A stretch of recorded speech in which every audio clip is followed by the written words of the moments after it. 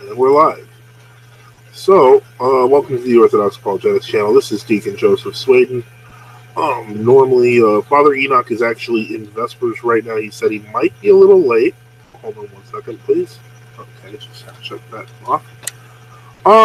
We said we were going to do the True Orthodoxy episode for a while now. It's been requested. People have asked the question, what is this, the whole True Orthodoxy thing? Are you guys schismatics? And we've been saying, we'll just dedicate an episode to it. And so, Vespers is, it's a little longer during Lenten times and, other services that are done at the monastery. So he said he's going to be a little late. But he really wants to do this episode, so I expect him here probably within the next few minutes. That said, I, know a little bit about the history of True Orthodoxy and how we got to where we are now. And so I'll be able to cover some things. As always, we're going to cover questions, etc. In the chat box if anyone has them. So basically, I'll start at the beginning. The best way probably to start would be to talk about, hold on 1 second. I'm going to go through what the idea behind True Orthodoxy is. And I feel like I have to do that because this is Archbishop of Verki wrote an article he died in 1976. He was, Archbishop of Syracuse and Holy Trinity Monastery. So he was a rector of the Rocours Monastery / Seminary in the 1970s, and a very influential person in the history of True Orthodoxy. And so, basically, right around this period, actually, 1976. Would have been right around the time that the old calendarists and Rocours were actually still in full communion. And I mean all of them.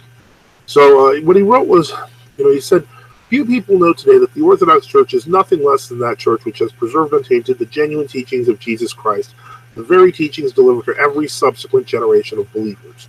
These teachings came down the centuries from the Holy Apostles, explicated and carefully interpreted by their legitimate successors, their disciples and the Holy Fathers, traditioned and conserved unaltered by our Eastern Church, which alone is able to prove her right to be called, quote, the Orthodox Church. The divine founder of the Church, our Lord Jesus Christ, said clearly, I will build my church, and the gates of hell will not prevail against her. Matthew 16:18. To the Church he sent the Holy Spirit. The Spirit descended upon the apostles, the Spirit of truth, who manifests all things to her and guides her. And it quotes St. John 15:16 and St. John 16:13, protecting her from error. Indeed, it was to declare this truth to men that the Lord came into the cosmos according to his own words, St. John 18:31, and St. Paul confirms this fact in his letter to his pupil, the Bishop Timothy, saying that the Church of the living God is the ground and pillar of the truth, 1 Timothy 3:15. Because she is the ground and pillar of the truth, the gates of hell cannot prevail against her. It follows, then, that the true Christian Church, palpably unique since Christ established but one Church, has always existed on earth and will exist to the end of time. She has received the promise of Christ and will be even with you always and even unto the end of the age.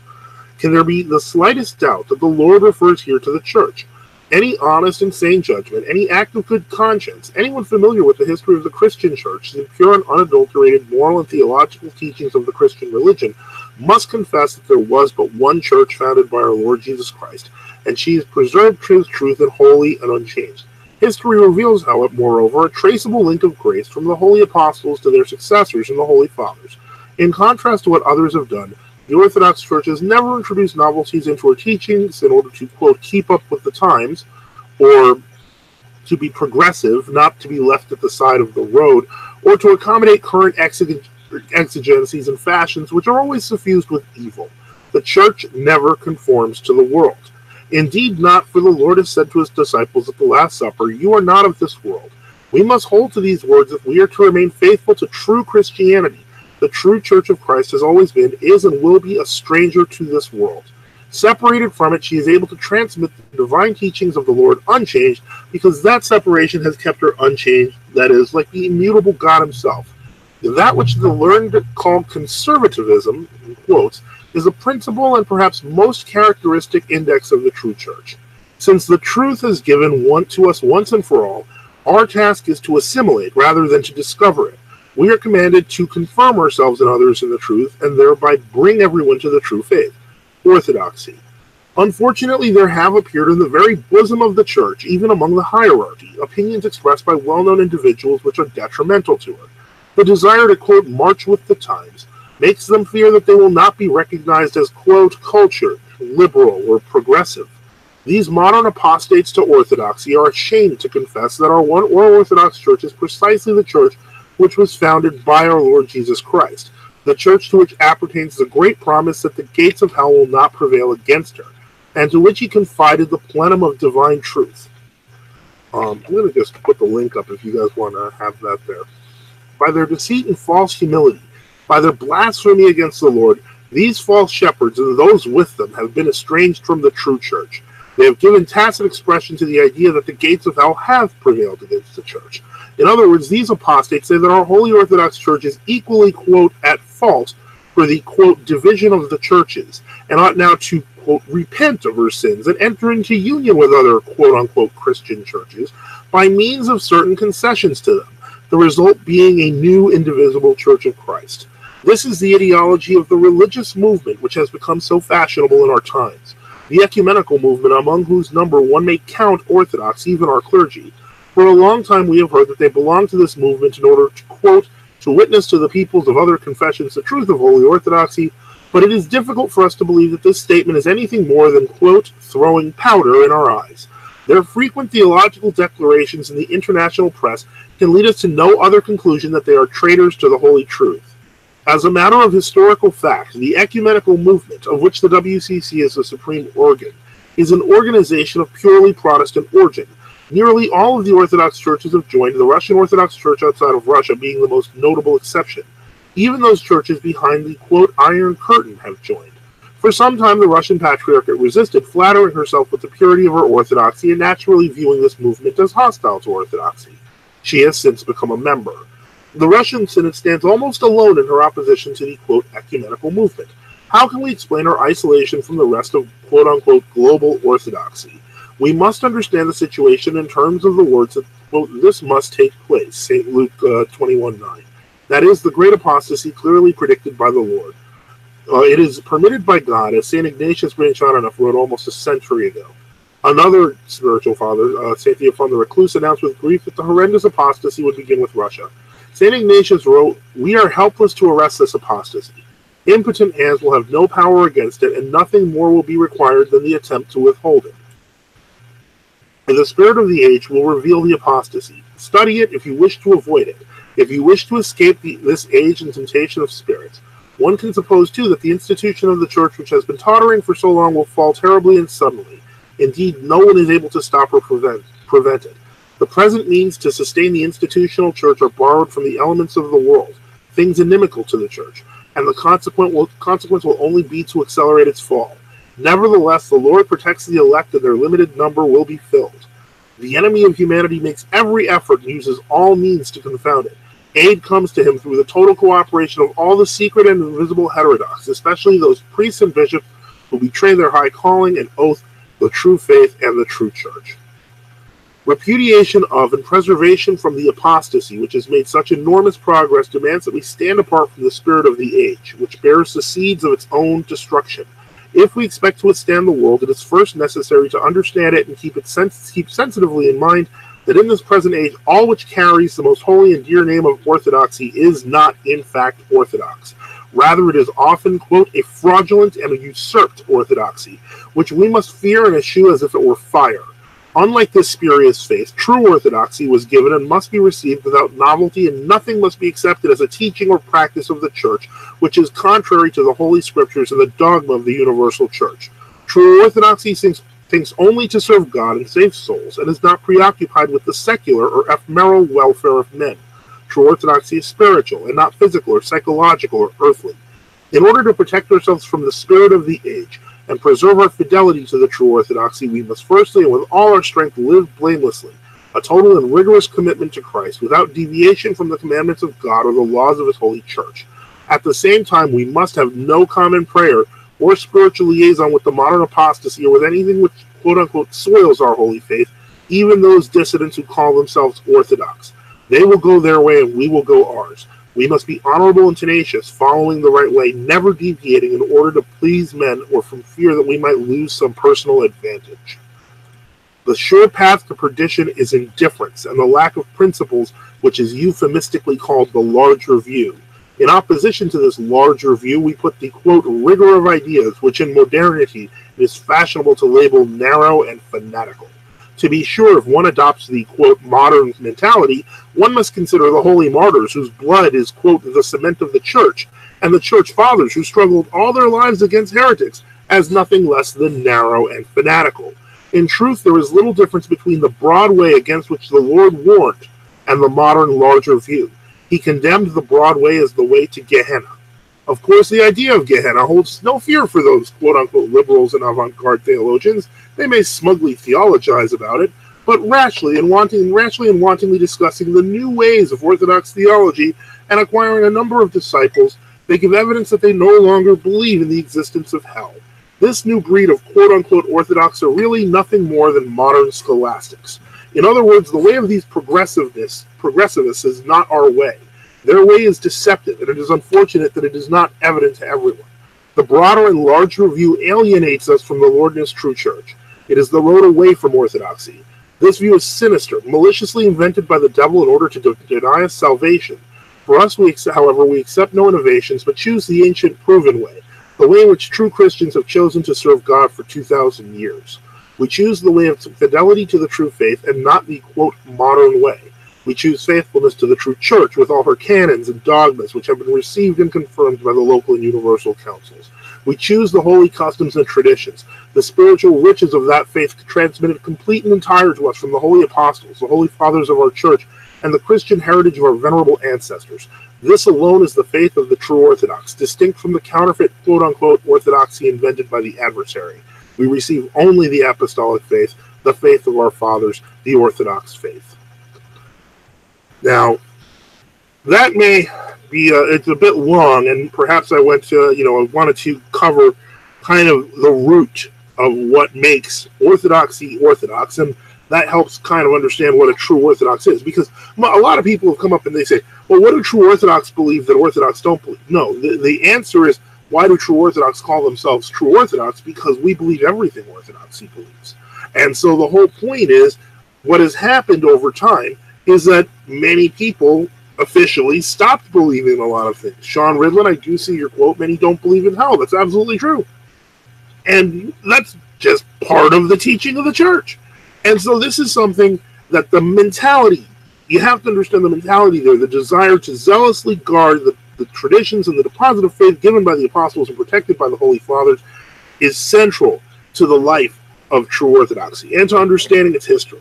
Because when it comes right down to it, we can look at the beginnings of revolution in Russia. That's where you first see the first rise of new martyrs, etc. was with the Bolshevik Revolution. And yet at the exact same time, we find that, across Europe and Greece, the Ecumenical Patriarchate has begun making overtures towards the Anglicans and other bodies through the beginnings of the Ecumenical Movement, the start of which was the change of the calendar.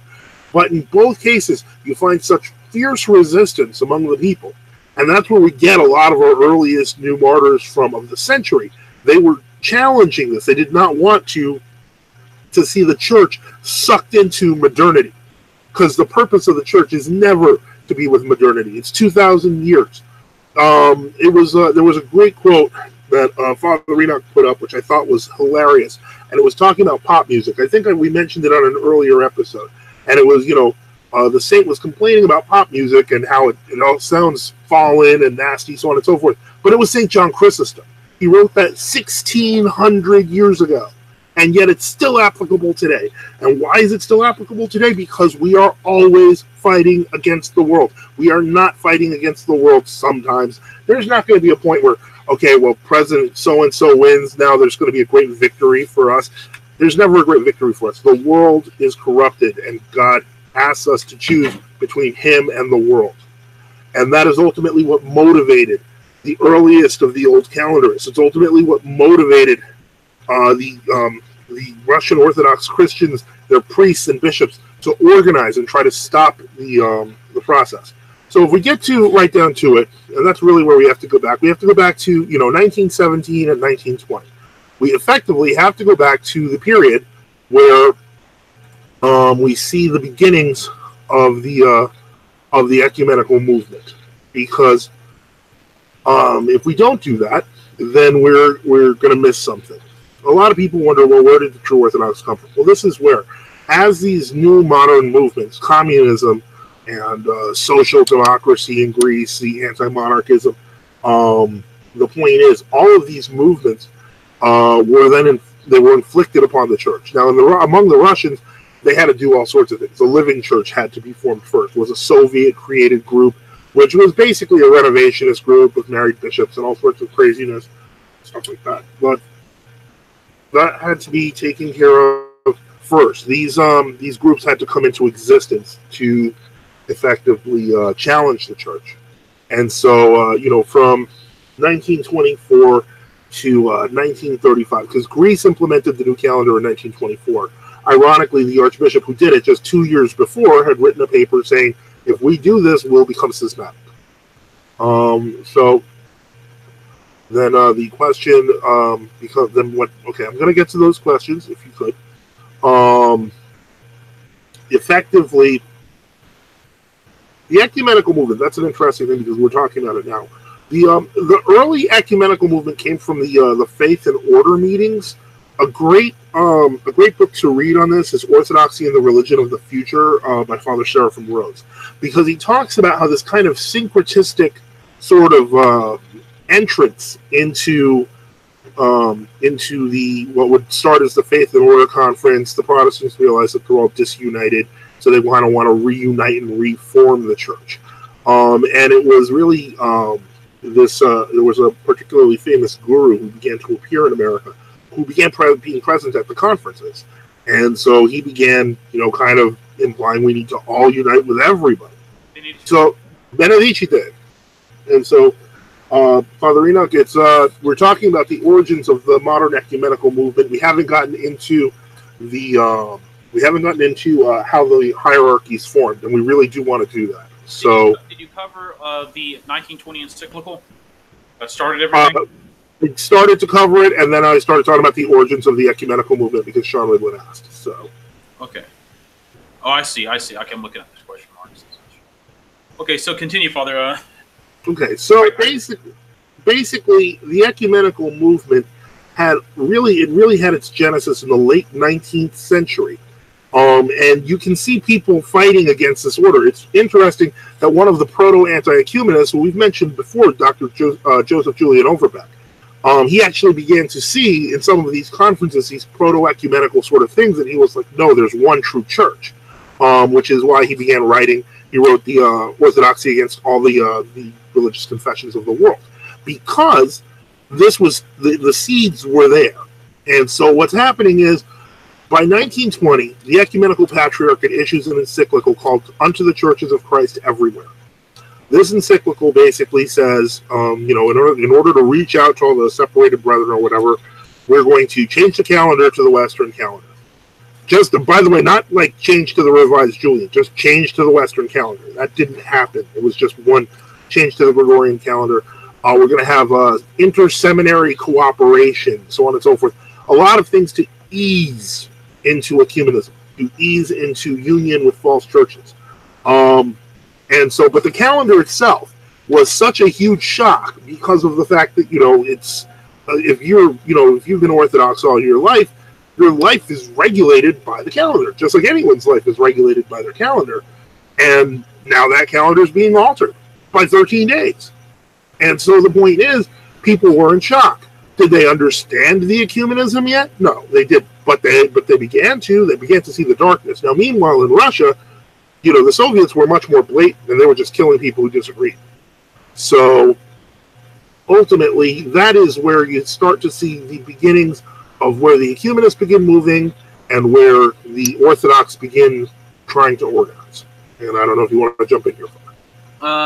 Yeah, and so, as I understand, when the 1920 encyclical of the Ecumenical Patriarchate was issued, there technically was no ecumenical patriarch, I think, at the time. There was Metropolitan Dorotheos or something like that. Zaprusa. Yes, and he was like kind of like the chairman or the head, and he kind of got a bunch of the bishops to sign the document. I think then basically, my understanding is Melitios, the infamous Melitios Metaxas, then became patriarch after having been Archbishop of Athens uncanonically. And then, what's more interesting, anyway, go ahead. Oh no, and I was just going to interject. Now, one thing to keep in mind is that Melitios Metaxakis was not just aiming to take over Athens, etc., but when he spent time in America, he put many of the Greek parishes, like we think of the Greek archdiocese, that was literally created by Melitios Metaxakis, because he recognized that there was a whole bunch of money in this country. So he would put it in the hands of the Patriarchate, which of course he would then take over. So this is, that was a sleight of hand that was very, very interesting, but leads to, the GOA, instead of being under, say, the Church of Greece, to being directly under the Ecumenical Patriarchate. And that was the interpretation of the canons of Chalcedon the Ecumenical Patriarchate began to promote, which said that everybody basically outside of any established Orthodox church, any territory outside of that has to automatically submit the so-called barbarian lands canon. Now, just before we continue on that, since people are a little bit interested in Overbeck, I just want to go over just a few confirmatory things to just reinforce what you were saying earlier. And one of them is that in the aftermath of the Bonn Conference in the late 1870s, a lot of the Anglicans, with Dollinger, Dollinger, he was like this old. He was never old Catholic, but he was like a Roman Catholic who was somehow. I almost think he was sabotaging everything. Anyway, they were quite upset at Dr. J.J. Overbeck. They hated him. They despised him. And while they felt they could get around the words of other Orthodox participants, because they could always, like the Arians, could always say one thing and mean the other, and so a lot of these Anglicans would do the same. In the case of Dr. Overbeck, they couldn't really do that because he knew their history. All right. Now, Dr. Overbeck immediately recognized the double meanings and phrases. Now, the Anglican canon, or the famous Anglican priest Dr. Liddon, who had been at the conference, related how Dollinger and others would not tolerate Dr. Overbeck at any more conferences. They said, if he's going to be there, we're not going to be there. Now, Liddon was writing to Pusey, and he stated the following in a letter. He says, quote, in which he announced that their resolution not to hold a conference at Bonn this year. Dr. Overbeck is the reason. He appears to have persuaded the Russians that they ought to insist at once on our explicit adhesion to the Seventh General Council about the icons. Dr. Dollinger thought that this issue, raised markedly, would lead to a scene at Bonn and to expressions of opinion in English which could wreck everything. He does not, I think, despair bringing the Russian to terms by correspondence. The Seventh Ecumenical Council is considered disciplinary. He maintains, that is Overbeck maintained, not Overbeck, Dollinger. It's not dogmatic, and may at least be allowed to fade into the background as much as the disciplinary canons of the earlier councils. So you see, in fact, when the Anglicans, now notice what Liddon is saying Overbeck was doing. He was bringing up the important points, like the Seventh Ecumenical Council, which the Protestant Anglicans didn't really want to accept. All right? And they were trying to hem and haw about it. And remember, he said it could lead to a scene. In fact, remember, this actually did lead to a scene at one of the Bonn conferences, where Overbeck exposed that there was this former Anglican who had become a Greek Orthodox priest under the Ecumenical Patriarchate. That turned out he secretly did not believe in the Seventh Ecumenical Council. And then when he got exposed at the conference, he left the Orthodox Church and went back to Anglicanism. That was James McChrystal, correct? Exactly. I believe James Crystal, I believe, yeah. And you can find that quote I just gave from a book called The Fantasy of Reunion, Anglican Catholics and Ecumenism, 1833, page 258. Wow. Okay. I mean, it shows the... Yeah, right. Yeah, so it's...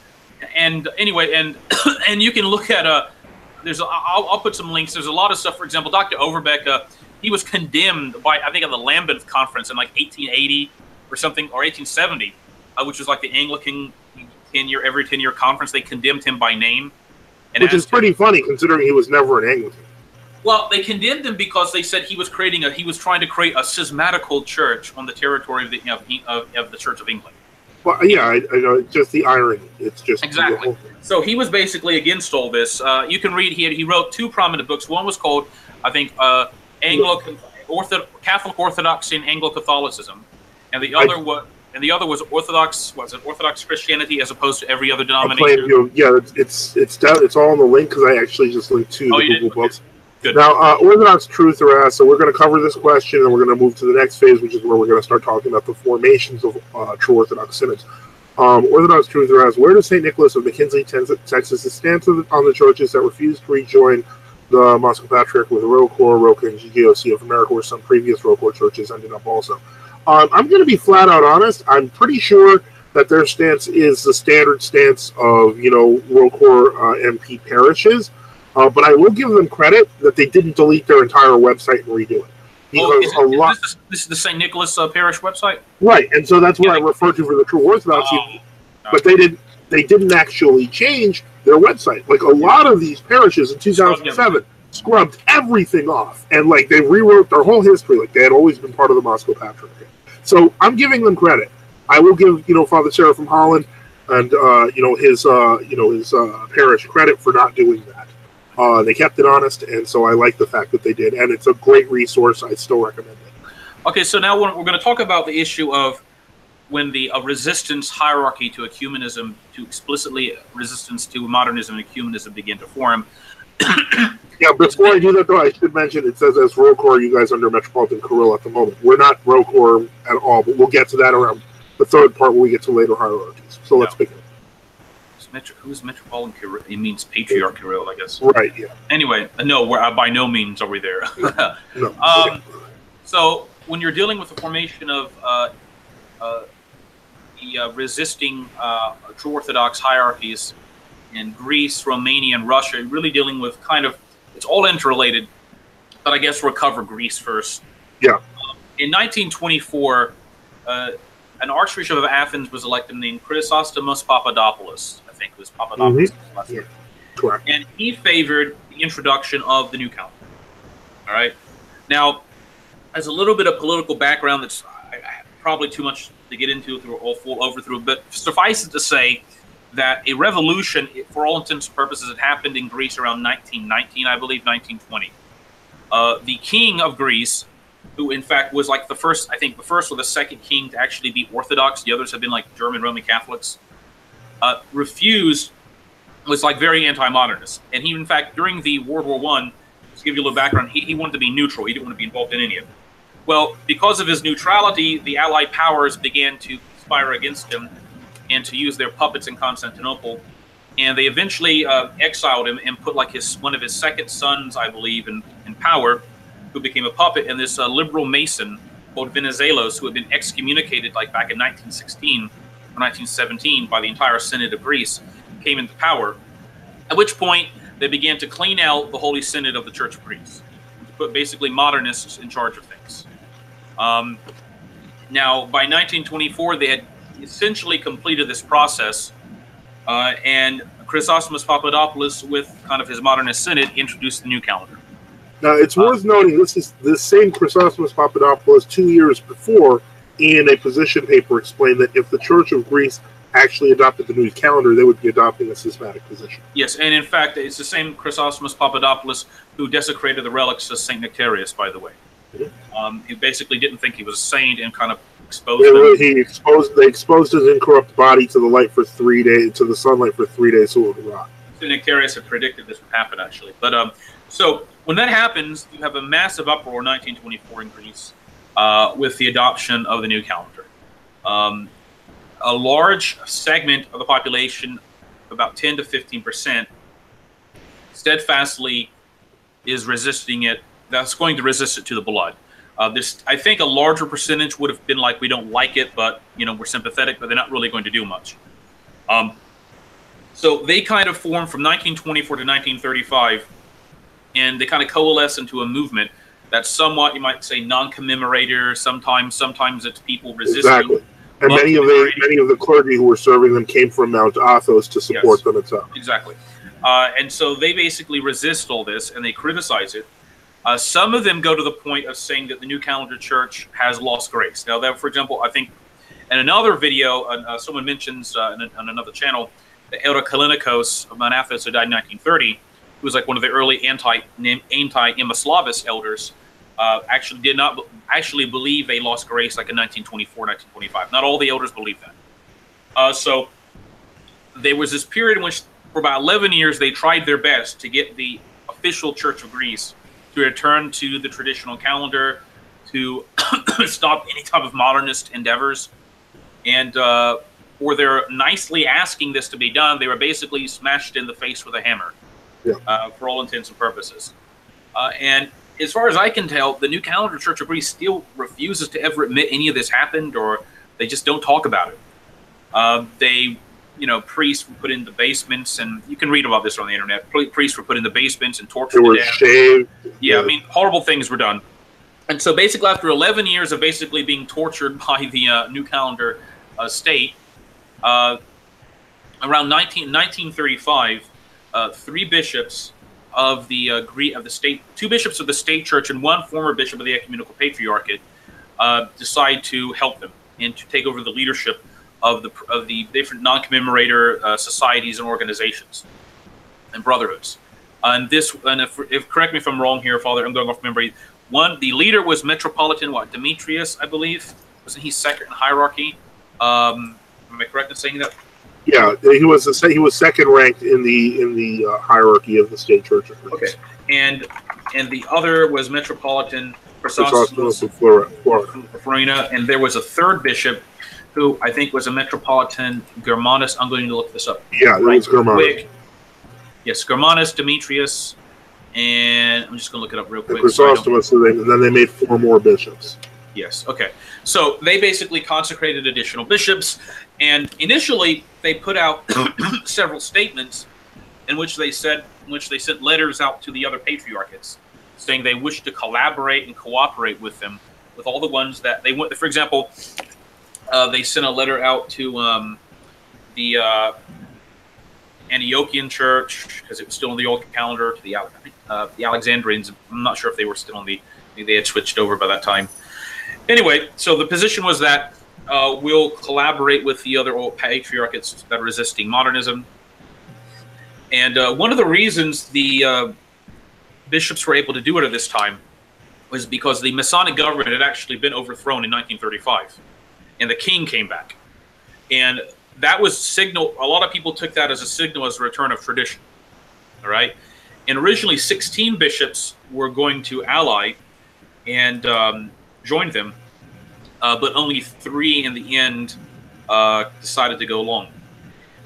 Okay, so and then by the end of the same year, they put out a statement saying that they regarded the New Calendar Church of Greece to be in schism. And then a few months later, the New Calendar Church of Greece then said after that, then issued a statement saying that they don't recognize their baptisms and they don't recognize their marriages. Well, in fact, I think actually maybe a year before 35 or so, there have been all kinds of attempts to anathematize just the non-commemorator societies and such. Exactly. So they actually started it first. You might, to be honest. Yeah, and then of course the old calendarists reacted by saying effectively, the sacraments of the new calendarists were graceless. So this that's that from there. Go ahead. Okay, so that transpires. However, a little bit of a problem happens a few months after that.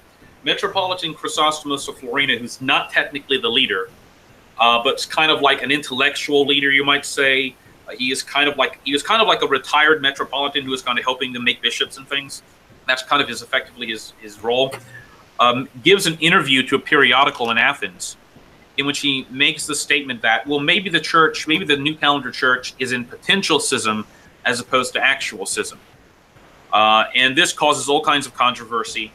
One of the bishops, I believe, who had been consecrated, a vicar bishop, with 2 others, break away, and they say that making a distinction between potential and actual schism is cacodoxy.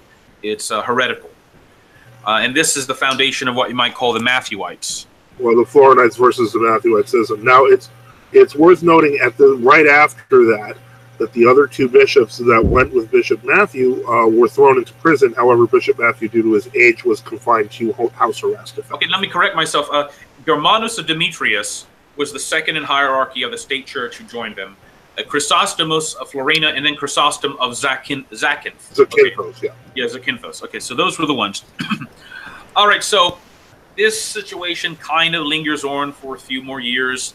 In the early 1940s, Metropolitan Chrysostomos is persuaded to stop making the distinction between potential and actual schism. And he puts out a statement, and he reunites with Metropolitan Germanus, who had kind of objected, because there were like three groups by that time. Germanus wasn't with, Matthew and all the rest. And so by I think 1944, 45, they were almost all of them were together except for Matthew. Matthew was by himself, I believe. And so 1947, Bishop Matthew is like getting older, and people around him convince him that he's basically either the only true bishop left on the planet, or maybe he's the only one that can actually do anything. And so they convince Bishop Matthew of Brestina, who is separated from the main body of the True Orthodox, to do what's called a single-handed consecration. And then he proceeds to make other bishops the next day and all the rest. And this becomes controversial. It becomes controversial because Apostolic Canon 1 says you need 2 or 3 bishops to make a bishop. Now, of course, there are always exceptions to this, and it kind of, in part, depends upon the idea, was Bishop Matthew the last bishop on the planet, or is there no one else willing to help him, honestly? And sincerely, was he justified in all his actions, etc.? And the question there is a question that, I mean, it's not really a question anymore. But the point is, there was a question of whether or not he had been convinced by people in his party that there were no bishops left who would help him, so on and so forth. He did attempt. He did make honest attempts, I believe, to reach out to churches in Poland, to be bishops in Poland. Yes. But in any case, so what happens is that about 1950 or so. The 1950 is the declaration. Yes. In the around 1950, or I'm sorry, shortly before Matthew's death, Metropolitan Chrysostomos of Florina made several attempts to go meet with Matthew and to basically try to reconcile with him, and to try to present him papers saying, "Look, I agree with your position. I'll give up this whole potential actual schism, which I've given up before, if it'll make peace." There was a lot of resistance to the people around Matthew to Chrysostomos meeting with him. Eventually, they had one meeting, I think, before they died. If I remember correctly, they didn't allow him to meet with Bishop Matthew until Bishop Matthew was actually in a coma. Yeah, he had a stroke at one point. Right. That was where they had to do the consecrations, because he had basically, they had to help people, had to help him, put his hands on people. For the it's worth noting, from what I understood, and this is of course circumstantial, but it was claimed that basically when Bishop Metropolitan Chrysostomos went to meet with Bishop Matthew, that in fact he woke up for just a moment, and they spoke quietly to each other, and no one knows what was said in that meeting. But regardless, a few days later, Bishop Matthew died, at which point Metropolitan Chrysostomos finally issued a declaration saying, okay, there's no grace, potential, or actual in the mysteries of the new calendars. Because of the timing, many people among the Matthewites thought that this was some sort of callous power play. The death of their archpastor, and then all of a sudden Chrysostomos is basically saying the same thing, which he wasn't saying for many years. And so that's kind of why that's kind of what retained the schism, for lack of a better term. And eventually they elected Bishop Agathangelos as their next hierarch, whereas the bishops under Metropolitan Chrysostom and the Florinites, they died out because Bishop Chrysostom would not ordain new bishops. He told them they should go under the Matthewites. But remember that he also specified the Matthew. But remember he also asked the Matthew. He said if they do that, they need to have the Matthew seek a correctional consecration. Yeah, right. And in fact, the Matthewite Synod in 1956 said something like, even though we believe our consecrations were canonical, we will accept from another canonical synod a correctional consecration, or keratosia, which in fact did happen in 1971. Anyway, somebody said, so is True Orthodoxy kind of like the SSPX of the Orthodox Church? No, because the SSPX, according to Roman Catholic teaching, is an uncanonical body that is in disobedience to the Pope. There's no concept like that in Orthodoxy. I think they mean is it an analogous to the traditionalist movement, the Roman Catholics who don't recognize the official Roman Catholic Church? Yeah, but I would still say, but the SSPX does recognize the Roman Catholic. Exactly. You're right. You're right, because technically you're right.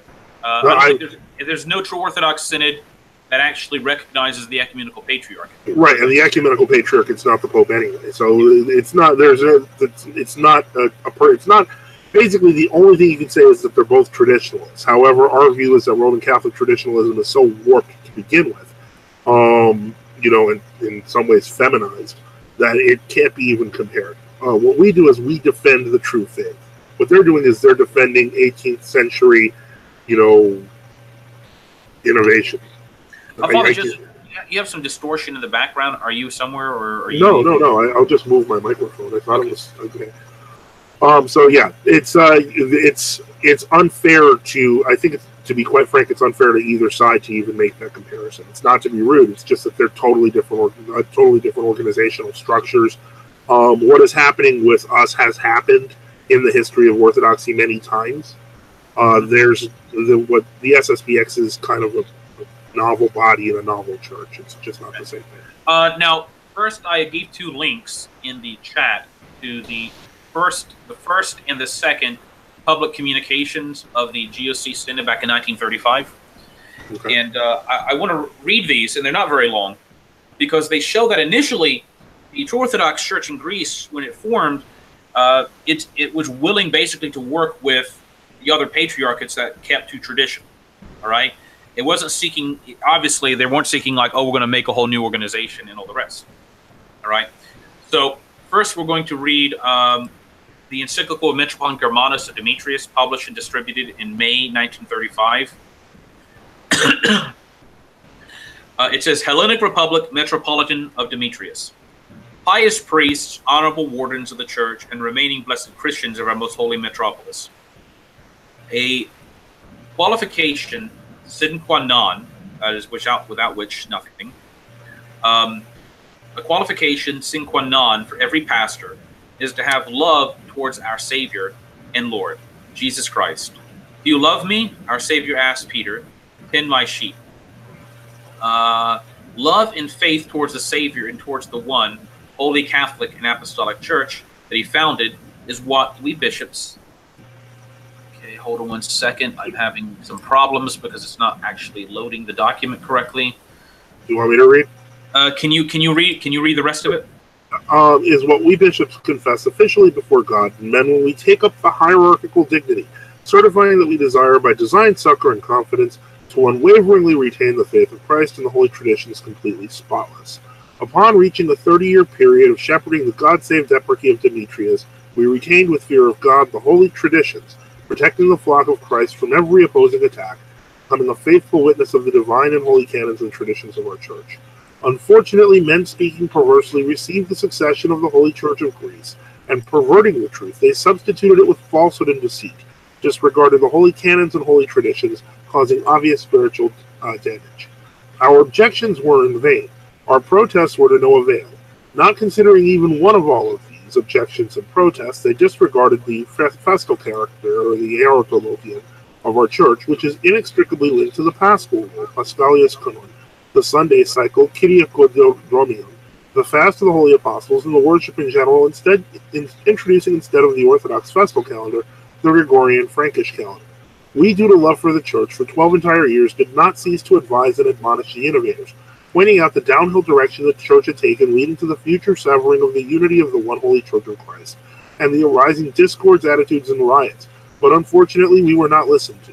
With great sorrow and contrition of heart, we were compelled, together with the other hierarchs, to overthrow and expel the Gregorian calendar, while keeping it only for the daily life and political necessities of the Christians, while embracing the festal calendar of our church, based on the Julian calendar, which was established for our use by our church at the Ecumenical Council of Nicaea.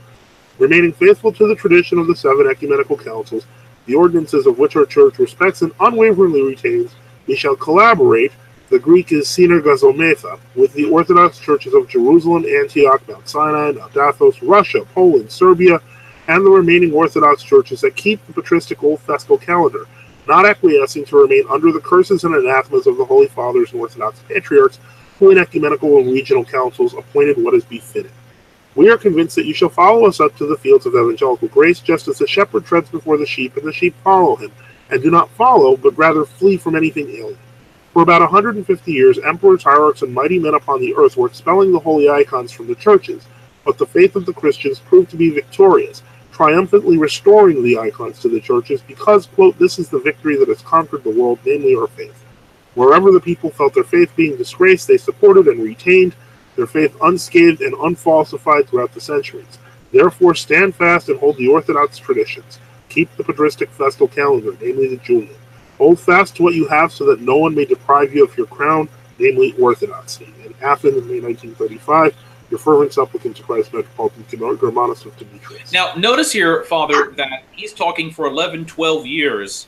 He was in the synod, doing everything he could, raising all the protests, trying. It wasn't like 1924, one day after I'm leaving. You know what I mean?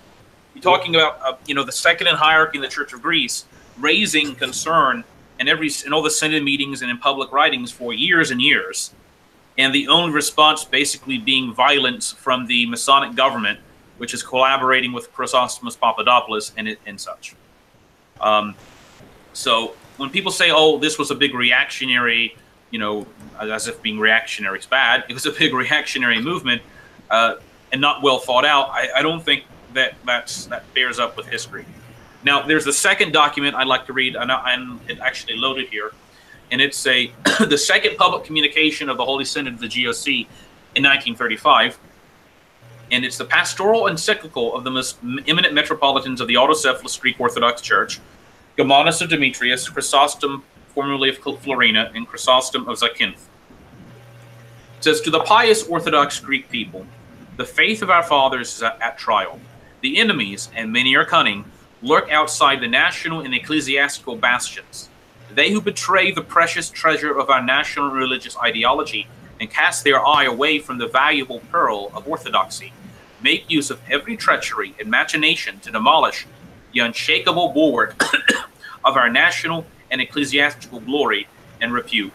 Materialists, communists, Chiliists, that is Jehovah's Witnesses, Theosophists, Masons, and other manifold internal and external enemies undermine the unshakable and unbreakable bulwark of our national and ecclesiastical constitution and indestructible power. These insolent and cunning enemies, due to the tolerance of the state and the inactivity of the church, succeeded in penetrating into all of the levels of Greek society.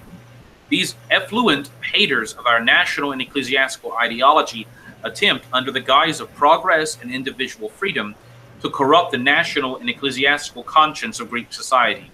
Thus, we ring the warning bells. Greek Orthodox civilians, awaken. Be alert in regard to the unyielding forefront of the nation and the church, so that these guile-minded and manifold enemies do not dissipate the valuable treasure of our ancestral and glorious heritage. Do not be sluggish. Do not be afraid of imprisonment for the sake of defending the endangered Orthodox faith and the national traditions which are everywhere undermined. The enemies are many and resourceful. The church's institutions are unprotected. The ecclesiastical bulwarks are defenseless. The national traditions are ignored. The national ideals are under persecution. And on the contrary, the soul-destroying teachings of the materialists and the subversive doctrines of the communists are methodical and persistent. The poisonous and growing net of the different anti-national and anti-religious propagandists choke the very heart of the nation and the church. The poisonous and malodorous fumes of faithlessness, of materialism, destructive selfishness fill the atmosphere of Greece to the point of suffocation. Unfortunately, the alleged resistance is inconclusive. The defense of the ecclesiastical institutions and national traditions is lifeless and listless. The struggle against disease causing germs that corrode our national and ecclesiastical organism is powerless and useless. For this reason, the ramparts of our national ideology and the bulwarks of orthodoxy began, one after the other, to fall to the torrential and precipitous irrepressibility of our opponents. The appointed leaders and guardians for the defense of our national and ecclesiastical traditions are faint-hearted and do not have the courage or guts to resist head-on. The resistance and defense cannot be obtained without a national pulse and loyalty to the ideals of the homeland and the religion. We require that national and religious zeal that our fathers had, with which they glorified the church and the nation. The leaders of the nation and the church should have that Greek genius and that religious pulse by which the Orthodox Greek race increased in works, being reborn in the baptismal font of Hellenic Christian culture. Yes, faith is needed in struggles. We need moral solidarity or solidity. We need spiritual courage, an iron will, bravery, and unshakable hope are necessary for the success of the struggle. These are all qualifications that are created by faith in the ideals of the homeland and the religion. But the appointed guardians of the ecclesiastical ramparts, lacking faith and moral courage, not only failed to show the required resistance against the opponents, not only failed to dig new trenches that are able to compete against the contemporary polemics, but they also, with a completely clear conscience, razed to the ground whatever the veteran strugglers built through our national and ecclesiastical traditions. An example is the recently disposed citadel of the traditional patristic calendar, which, like an unbreakable barrier, appreciably separated the Orthodox from the heretics and infidels.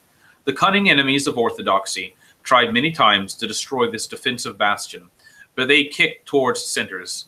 This is because they always had to confront the doorkeepers and housemasters of the church, sleeplessly watching over the unyielding bastions of Orthodoxy.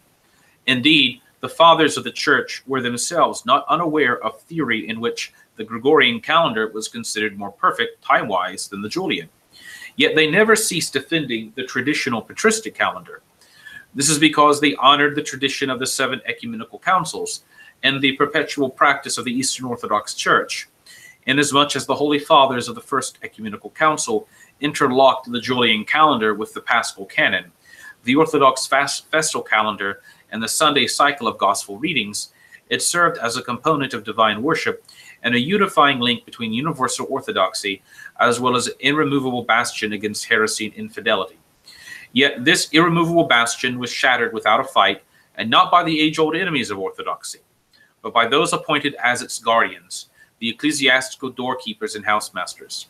For this reason, the current administrators of the Church of Greece, breaking apart the unity of orthodoxy through the calendar innovation, and dividing the Orthodox Greek nation into 2 opposing calendar parties, did not only break the ecclesiastical tradition that was instilled by the 7 ecumenical councils and ratified by the age-old practice of the Eastern Orthodox Church, but they also broke the dogma regarding the one holy Catholic and Apostolic Church.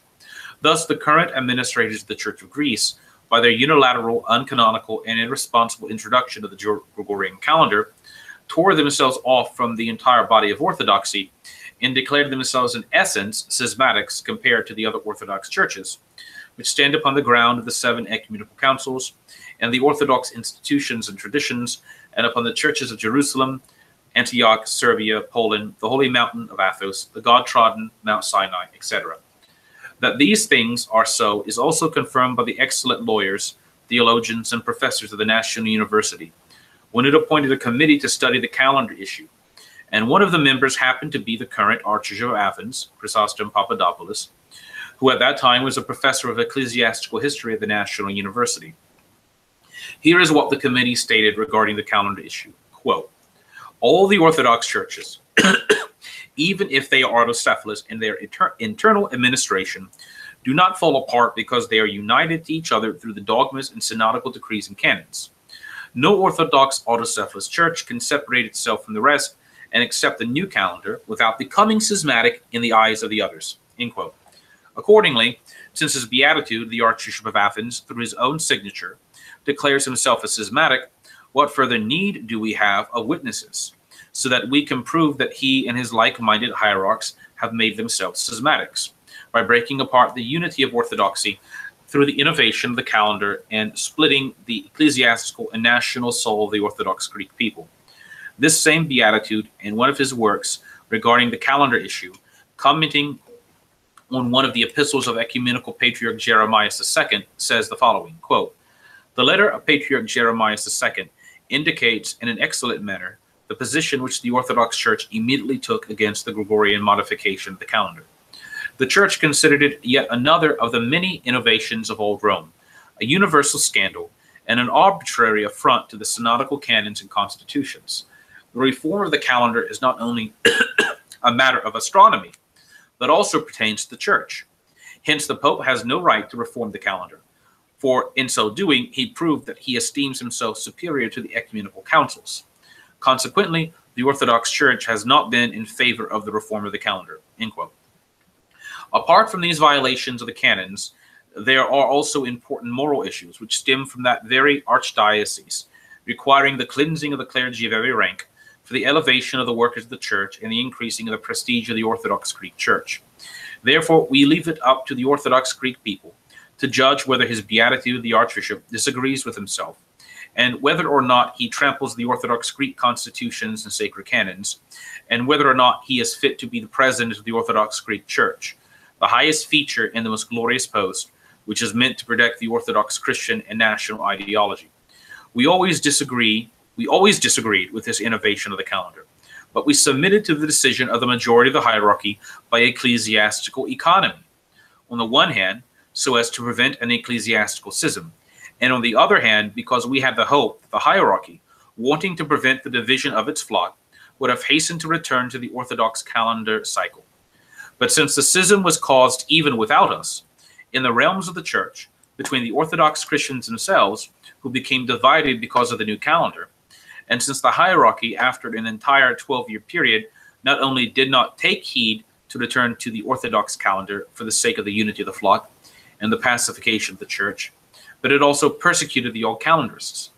Therefore, we were compelled by the suggestion of our conscience to declare to his beatitude, the Archbishop, that we sever every communion with him because he is a schismatic, even according to his own confession, and we make a fervent petition to the portion of the Greek people who accepted the new calendar in good faith, thinking that this is not contrary to orthodoxy, as was declared by the innovative Archbishop of Athens in the past, that they too denounce the Gregorian calendar as unorthodox, and let us trumpet out to the schismatic Archbishop the words of wise Joseph Bryennius, quote, "We shall never renounce thee, O beloved Orthodoxy. We shall never be untrue to thee, O revered traditions of the fathers. We shall never forsake thee, O mother piety. In thee were we born, and in thee do we live, and in thee shall we repose. And if the times require, we shall die 10,000 times for thee." End quote. Signed, Germanus of Demetrius, Chrysostomus, formerly of Philurina, and Chrysostomus of Zacynth. Father Joseph, are you there? Looks like I'm here. I just I shut off my mic. Oh, I see. Okay, so that's basically some of the first statements of the so-called old calendarists of Greece. And as we noted, by the late 1950s, after Metropolitan Chrysostomus of Philurina had reposed in 1955, the vast majority of the Orthodox old calendars no longer had any bishops, and they didn't want to go under the Matthewite bishops. So they began to appeal to various places for help. As I understand, they actually appealed to the Russian Orthodox Church outside of Russia in the 1950s. And St. John Maximovich supported that. Yes, I believe there was a book written which details how St. John Maximovich throughout the late 1950s was arguing in the Synod that they needed to make bishops for them. And it got to be such an issue where they told him not to bring it up every single time. Now, what I was going to say is, now we move on to Russia. Okay. Because, I mean, we've established basically the roots of the true Orthodox in Greece. So I was looking for probably the best description that I can describe of the beginnings of the Catacomb Church in Russia. And so I'm going to, it's from Russia's Catacomb Saints. And that book's out of Paul the Stair from Rose, correct? Well, yeah, and this is it actually was by Ivan Andreev, and it was published by Platina. And I'll put a link to that in the chat. I already did, and so I put a link there because I'm kind of cut through some of it because I want to get to how it was actually formed. And what it said was, with the coming of the revolution, the forces of unbelief, whose power the hierarch will mean, this would be Metropolitan St. Joseph, were unleashed with the full fury upon the Russian land, and especially against the Orthodox Church, the very existence of which was a threat to the program of Bolshevism and a reproach to what conscience still remained in the frenzied atheists. As long as Patriarch Tikhon was alive, the Church had a visible center of unity. Even when the Patriarch was imprisoned, when the apostates of the quote-unquote living Church had taken possession of the vast majority of Orthodox churches in Russia, and the progressive Church of Constantinople had given international prestige to the Synagogue of Satan by recognizing it as the Orthodox Church of Russia, still the faithful, by remaining with their patriarch, remained Orthodox, and their loyalty to the patriarch became the very test of their orthodoxy. And it was this more than anything else that broke the power of the living Church. But with the death of Patriarch Tikhon in 1925, the situation became much less clear. Under the conditions of persecution, it was impossible for a church council to be called to elect a new patriarch. And foreseeing this, Patriarch Tikhon had designated 3 leading hierarchs, one of whom, whoever was not in prison or banishment, should become locum tenens of the patriarchal throne on his death and safeguard the external unity of the church. Of these 3 hierarchs, only one, Metropolitan Peter of Kruitska, was free at the time of the patriarch's death, and he accepted in a special decree signed by over 50 bishops by the Russian Church as her acting head. Metropolitan Peter himself designated 3 substitutes for the position of locum tenens. By the way, a locum tenens is a substitute, so effectively he's putting backup substitutes for himself as a substitute, in case he should be arrested or killed in turn, one of whom was Metropolitan Joseph, who was at the time Archbishop of Rostov, and another Metropolitan, later Patriarch, quote-unquote, Sergius. Metropolitan Peter was arrested within a few months for refusing to sign a declaration which would give away the church's inner freedom to the atheist regime. From 1925 to 27, no candidate was able to take his place for more than a few months before being imprisoned, and it became clear that the Soviet government would not rest until it had found or forced a hierarch to sign a document pleasing to the regime. This hierarch was found in the person of Metropolitan Sergius, who on July 16/29, 1927, after being released from several months in prison, issued his infamous declaration that made him and his followers, in effect, agents of the Soviet state. In publishing the declaration on August 19th, the official Soviet newspaper Izvestia noted that, quote, the far-sighted part of the clergy had already entered upon this path in 1922, referring to the quote-unquote living church. Thus did the atheist regime succeed in introducing renovationism into the patriarchal church itself, and the result was the decisive protest of the leading hierarchs of the Russian church, who, when they saw that Metropolitan Sergius was clearly determined to force his will upon the whole church, soon began to break off communion with him.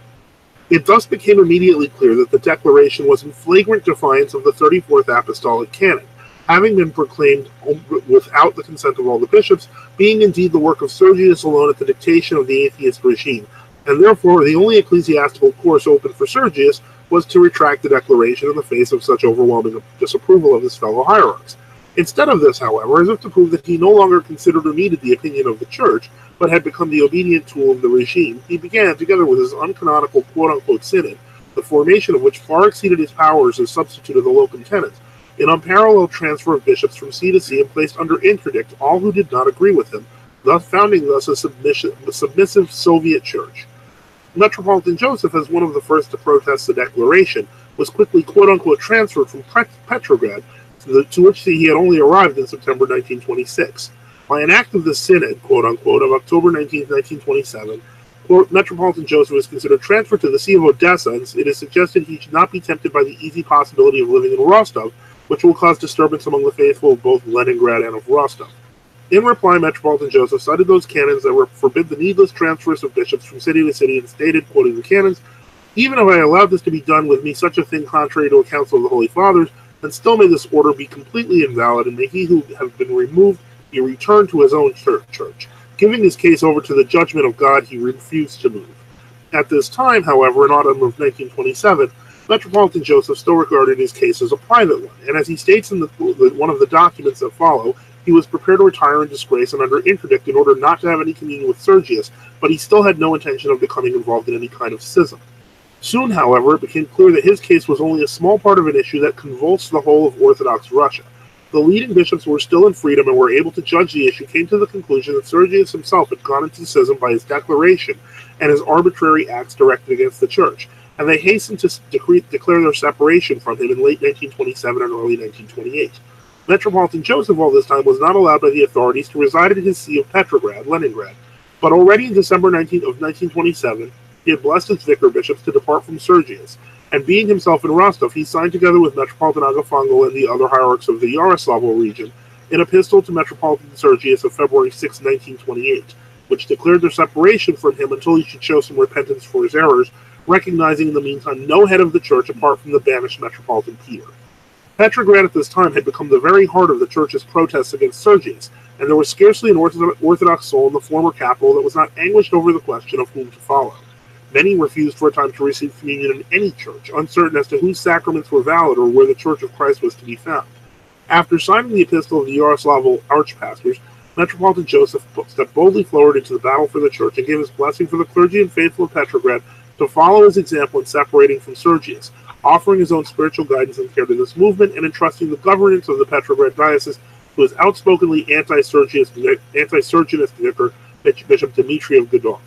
Blessing the good decision of the zealots of Christ's truth, he prayed that the Lord present us all unanimity and holy firmness of spirit in the new trial which the Church was undergoing. Basically, this, Metropolitan St. Joseph of Petrograd continues to help organize the Church until his death. Now, remember, I had to block in here, but it was at 1928 that they actually began to call the so-called Josephites began to be called, guess what, the True Orthodox Church. Exactly. So you begin to see that there are True Orthodox in Russia at this point, but they're largely being oppressed by the state.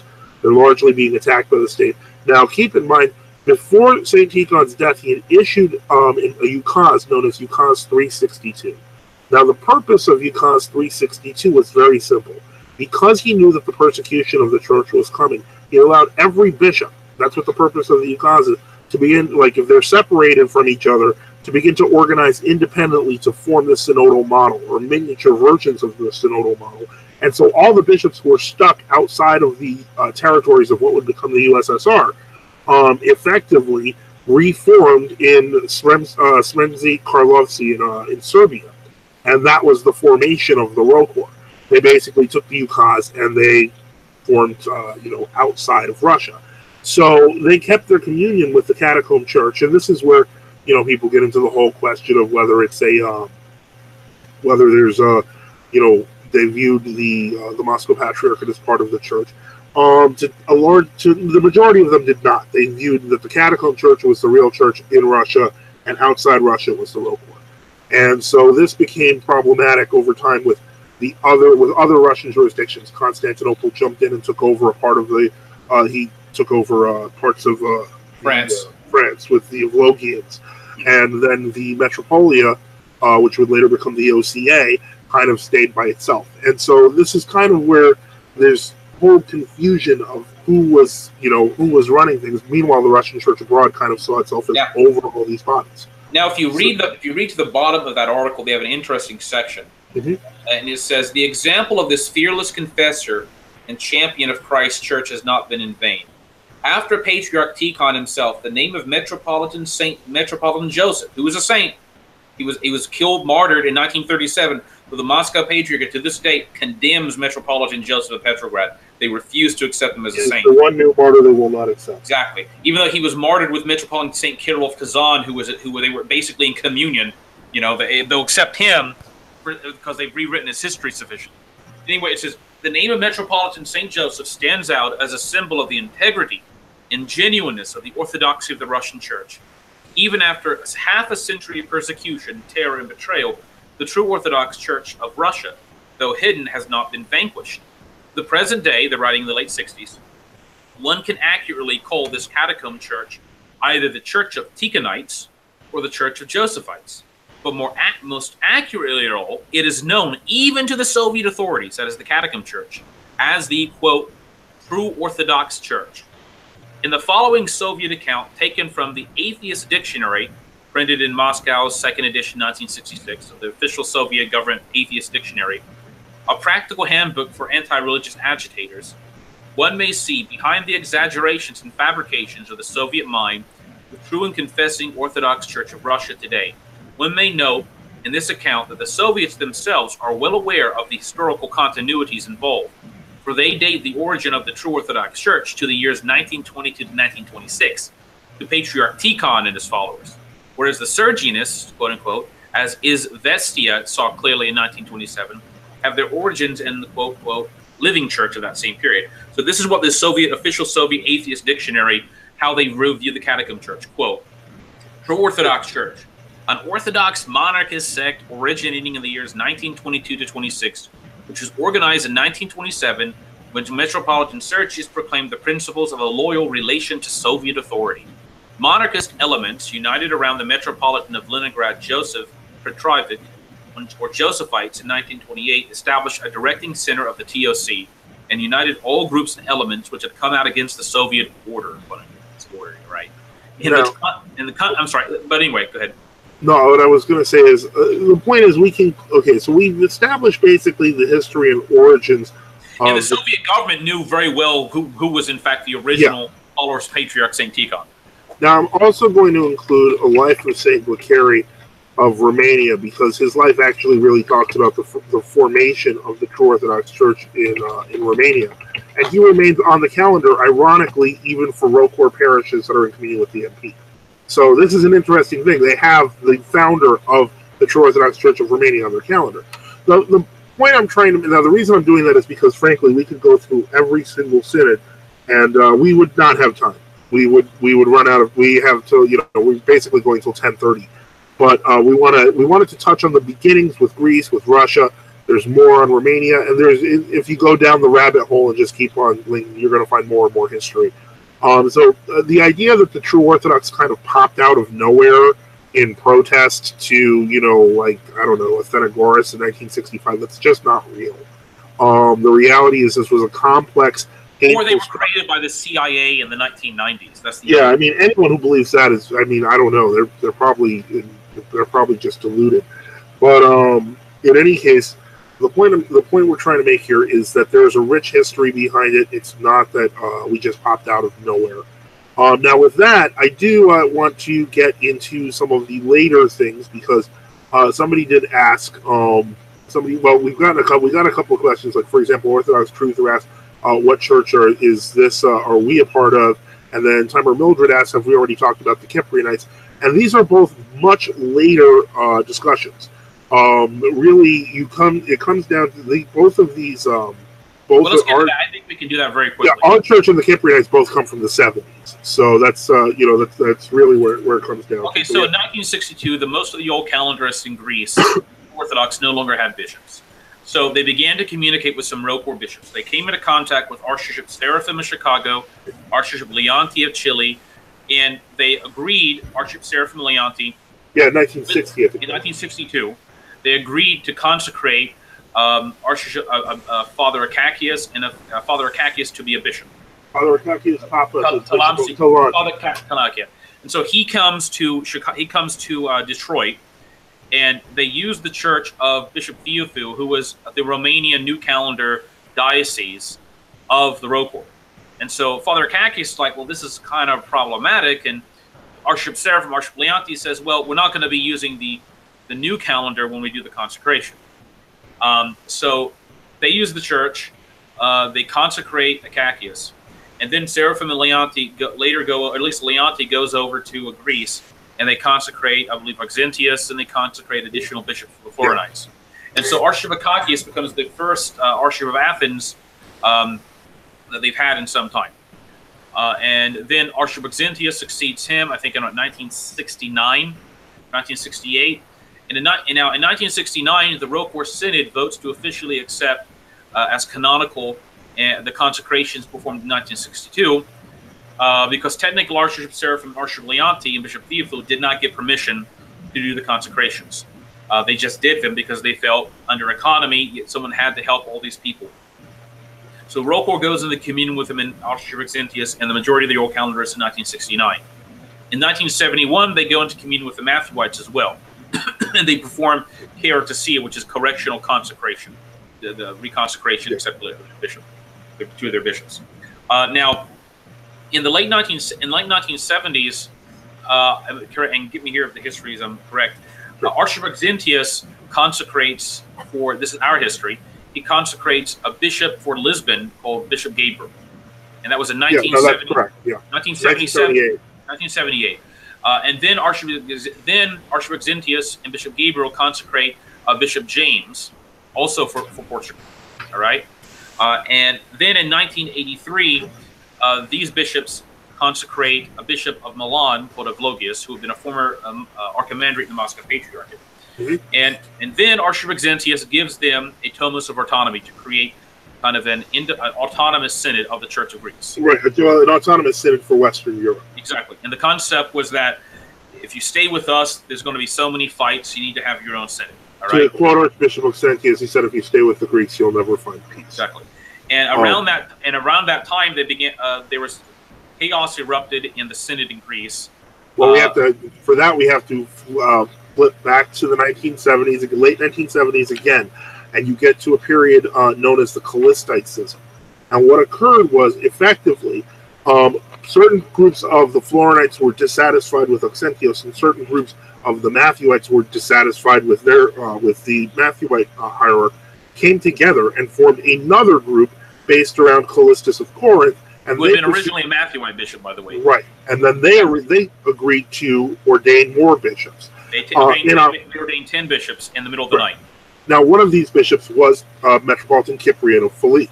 So effectively what then happens is there's now chaos everywhere, because Archbishop Auxentius then, in a counter movement, ordains 10 more bishops on his side to replace the bishops who were never really there to begin with. So now we have two sets of even more bishops. We will get to that, Timer. And what ends up happening is there's a lot of intermixing at this point. So, for example, one of the most vocal English-speaking bishops of the Cyprianite Synod, Chrysostomos of Etna, was consecrated by Cyprian of Philly and our Metropolitan of Logias of Milan, who also passed on.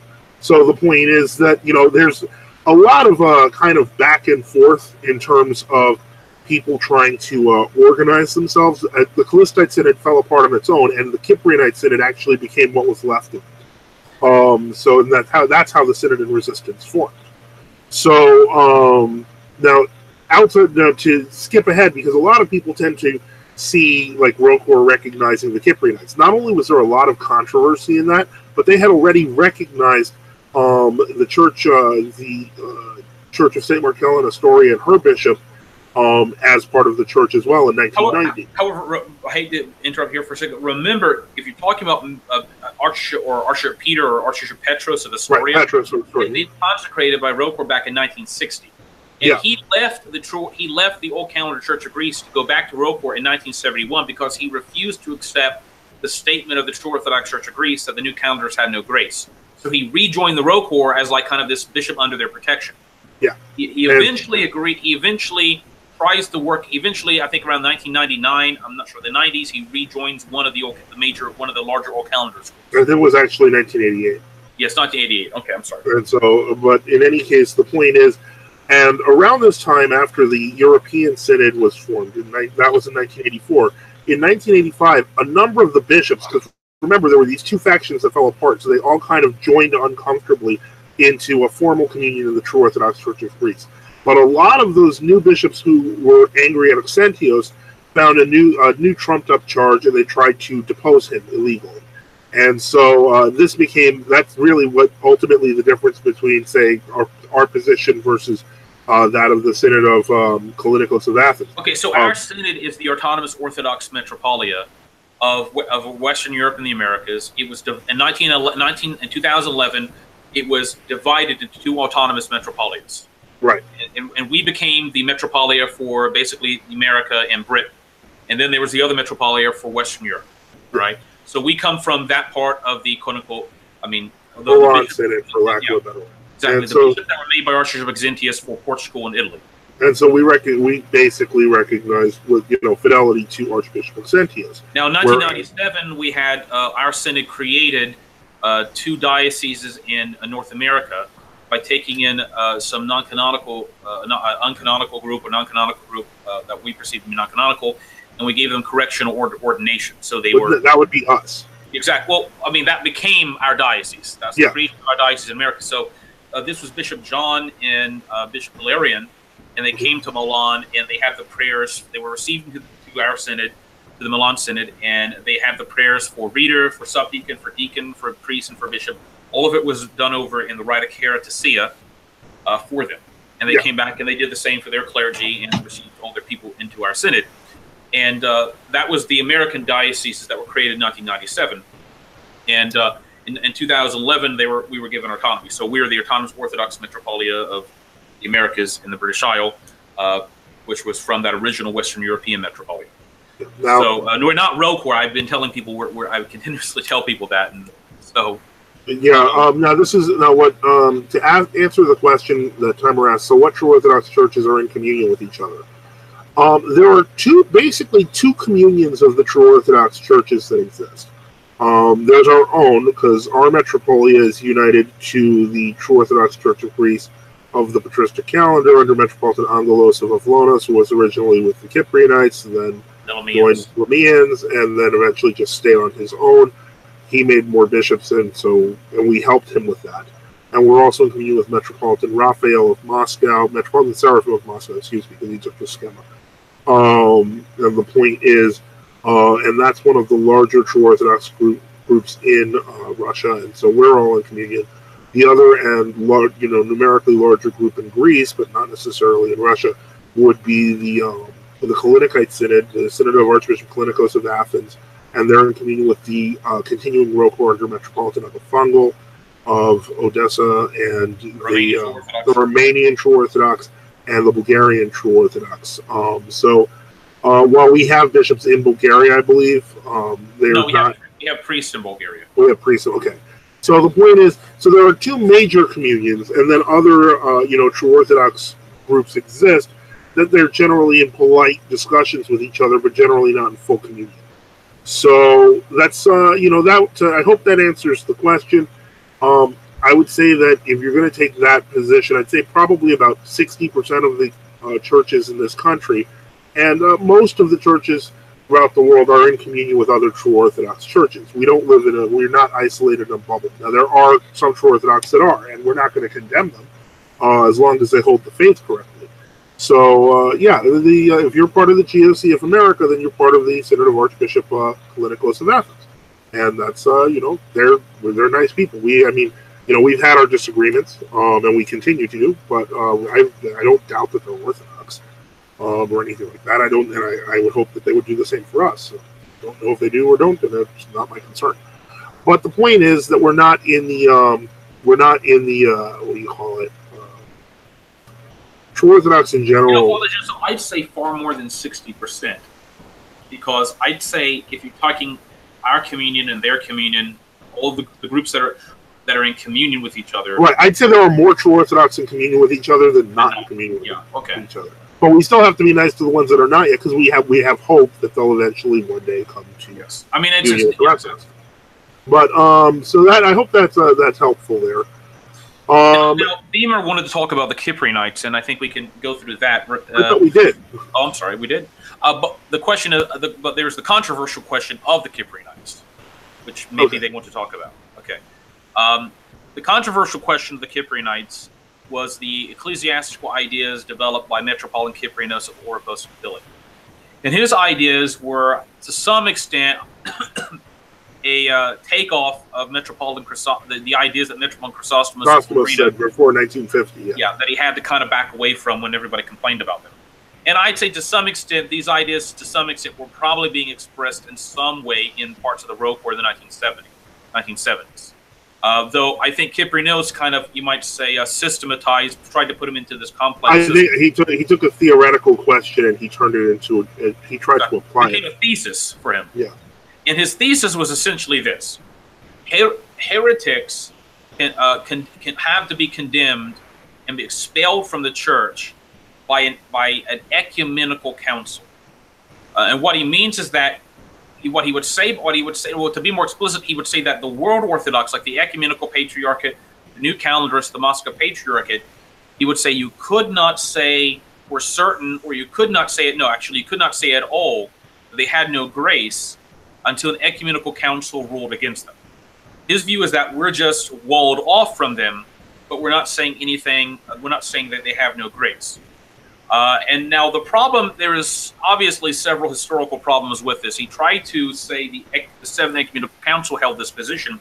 The problem is that the Seventh Ecumenical Council did not hold this position if you read the acts of the councils. For example, it received people back into the church who were considered heretics. And you can read Bishop Gregory Grabe in 1994, who criticized Metropolitan Cyprianos' theories about what's called the sick and the healthy branches of the churches. Now, I should notice that Cyprianos' theories are in fact being recapitulated in the second wave of the fighting from within movement. Yeah, what's really interesting is that Cyprianism, from a practical standpoint, doesn't exist. Yeah, except in parts of world Orthodoxy now. Yeah, now that's moved on to World Orthodoxy, so the people who are fighting from within are adopting the exact same positions that used to be adopted by Metropolitan Cyprian of Philippe.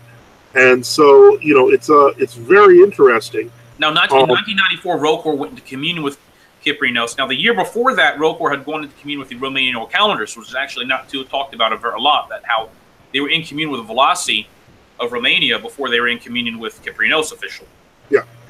And so it was really the Romanians who kind of brought the Cyprianites kind of along with it, as opposed to the Cyprianites being in the driving seat to a certain extent. Well, the Romanians don't really deal with which is why certain of them kind of were not happy with how it all played out. But the simple reality is that for all intents and purposes, the Synod of Resistance did in fact just simply join the GOC, and they had to give up their they were officially made, as I understand, and this is a controversial issue, to give up Cyprian. They had to say Cyprianos' theory was no longer acceptable.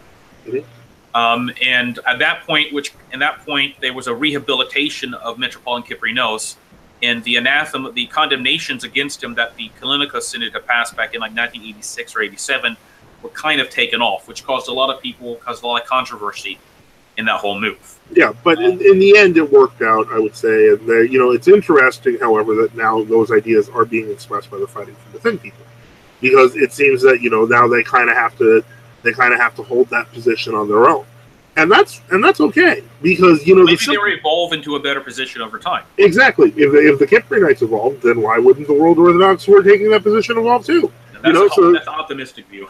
It is. But I try to stay an optimistic person. But the truth is, if you've been true Orthodox for any length of time longer than a decade, you'd see that things are actually, at least from my perspective, things are a lot better than they used to be. Yeah. Now, I should note, in Greece, this is what happened with true Orthodoxy in Greece in the 80s and 90s was very much different from what was happening in Russia. In Russia, true Orthodoxy was underground until about 1990-91, the very ending of the Soviet Union. It began to kind of come out. In Russia, what happened? Let's go into the history of Russia. You have the True Orthodox Church in Russia, which was what the Catacomb Church was officially known as. They had several people who were consecrated bishops back in the 30s. One of them, now, there was a Archbishop Anthony Golitsyn, who was made in the concentration camps, consecrated back in 1937. There was a schema bishop whose name I cannot, I should not forget his name. He died in like 1957. And he's a saint. He's actually considered a saint by all the true Orthodox, and I cannot remember his name. He was the one that had the vision where the Mother of God, he had a vision when he was a monk, and the Mother of God told him to get on this ship, and the ship was being rocked and attacked by all these other ships.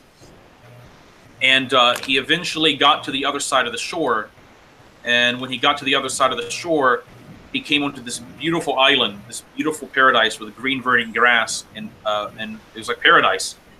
And after his horrible journey, it was terrible. It felt like he was going to be swallowed up by the ocean. And the Mother of God says, "Now you have come to the end of your journey." And he told this vision to his elder, and his elder said, "The Mother of God is preparing you for something great and something very difficult." St. Peter Latigan, who was consecrated a bishop in the 1920s by St. Tikhon, and then he later became one of the leaders of one of the groups of the True Orthodox or Catacomb Church, and he died in 1955. Schema bishop, St. Peter Latigan. But what ended up happening is in the 1980, Rocor decided to make a bishop of its own inside of Russia. Bishop Lazar Zhurbenko. And he was consecrated initially in a single-hand consecration by Bishop Benjamin or Bishop Varnava of Kent. In a hotel room that was written in an apartment, I think an apartment room of Dmitry Dudko or something like that. He did I don't know if they did a liturgy or whatever, but they did the single-handed consecration, but in 1990 it was shown that it was given a blessing by Rome. Yes, and they gave a carrot to see it to it. So Bishop Lazar begins to build up a separate organization because Bishop Lazar maintained that there were no true bishops left in the Catacomb Church. And a lot. This is really controversial because a lot of people did not like. I know this Bishop Anthony Golitsyn blamed Bishop Lazar, saying that he had been betrayed by him in the 1960s. This gets into a lot of controversial issue about everybody blaming everybody because one of the problems the Catacomb Church to some degree was infiltrated. By the way, the Soviets did try to infiltrate it, and they did try to cause a lot of problems. That doesn't mean Bishop Lazar was an agent. I'm not saying that. I know people said that. But I'm saying that Soviets tried to cause as much trouble as possible for the catacombs. And so Bishop Lazar came to the conclusion, right or wrong, I don't believe he was right, but that there were no true bishops left. And everyone had to be reordained or reconsecrated. Everybody had to be reordained by him. People complained that Bishop Lazar had been made a priest in the Moscow Patriarchate. How could they trust him, et cetera, et cetera. So he began to reordain anybody who was not Moscow Patriarchate ordained. In 1990, he went to New York. They gave him a keratesia, a correctional consecration. He came back and he opened up what's called the Free Russian Church. And they began to receive a lot of Moscow Patriarchate clergy, especially after the collapse of the Soviet Union. This is where Archimandrite and future Metropolitan Valentine was actually already well known in the Soviet Union. For one of the stranger things, he was well renowned as a chef and gourmand. Yes. So he became, he had his pictures in magazines as this one Russian monk because he was just this amazing cook. Yeah. And the point is, but because of his relative popularity, and once he was made a bishop, he began really speaking forcefully out against the old Soviet hierarchy. That's how the Free Russian Church eventually, there were at that point, 6 bishops or 4 bishops? ROCOR, in 1990 to 91, ROCOR made something like 6 or 7 bishops for the Free Russian Church. They reordained a bunch of people, like the Seraphim Magenadites, which was another controversial move. Some of whom still survive today. Exactly, so. And to be honest, and almost all of the Seraphim Magenadites were made by somebody to be reordained because they were so attacked by everybody as being fakes. Caused them a lot of problems, but it was very tragic how everybody treated them, even though they had been tortured horribly. So anyway, that's the Free Russian Orthodox Church. Now, in 1994, you begin to see some dissatisfaction in the Free Russian Orthodox Church in Russia with how ROCOR was operating, and there's various explanations. A lot of people, some of them were upset with the communion that was being planned with the Cyprianites. I know that Bishop Gregory Grave, who was a bishop of ROCOR, did not like that one bit. In fact, campaigned I think throughout ROCOR and in the Free Russian Church to just try to stop that. Well, by 1994, after that, I believe, if I remember correctly, they pushed him out, and he said, "I'm in communion with Roac," and he just. So what happens in '94 is Metropolitan Valentine of Suzdal basically asserts, according to the canons of Carthage, that there's no canonical reason or no canonical justification why the Bishop of Suzdal has to be under the newly created Bishop of New York City, or Metropolitan New York City in ROCOR. Because according to the canons, after 3 years of uncontested rule as a bishop of a see, all the rights and privileges accrue to you. So Suzdal was something like, 14th or 30th or something like that in the Russian Church. Well, it was Suzdal and Vladimir. So the point is, the See of Vladimir technically outranks New York. Exactly. And so they contended that you can be the church outside of Russia and we'll be the church inside of Russia. But ROCOR didn't like that. Yeah, ROCOR's view was that it was going to be the perpetual controller of all things in Russia. So that leads to a separation of, I think, almost all the Free Russian bishops initially. In 1996 or so, Archbishop Lazar Zherbinko leaves the Free Russian Roac Church, and he goes back with ROCOR. There's a Bishop Agafengel who goes back to ROCOR. I think maybe 1 or 2 others. And then the 2000 Council happened. Yes, and so then what happens is that there's the whole controversy over Metropolitan Vitali. People may or may not know about where Metropolitan Vitali resigned, but he says that he was pressured to resign and he didn't do it willingly. Then they elected. Sorry, go ahead. You may know more about this than I do. I know what was happening at the time because I wasn't involved. I'll be back in 5 minutes if you could explain this. Okay, so basically what happens is at the 2000 ROCOR Bishops' Council, Metropolitan Vitali realizes that they're planning on discussing union with the MP. At which point, he resigns in disgust and then realizes, wait a second, he says he's pressured to resign, realizes what they're doing, so he, announces that he considers his resignation null and void. This is where it starts getting kind of weird because at the time, what ends up happening is that he is then kept in the Synod building, and they effectively can't leave. And so what happens is He communicates through channels because he has his assistants with him, so on and so forth.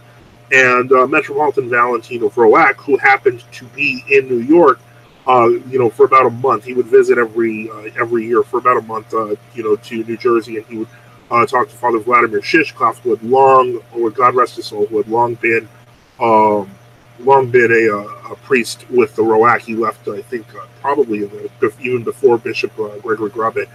But the point is, they find out the Metropolitan of Italy is locked up in the Synod building. So what do?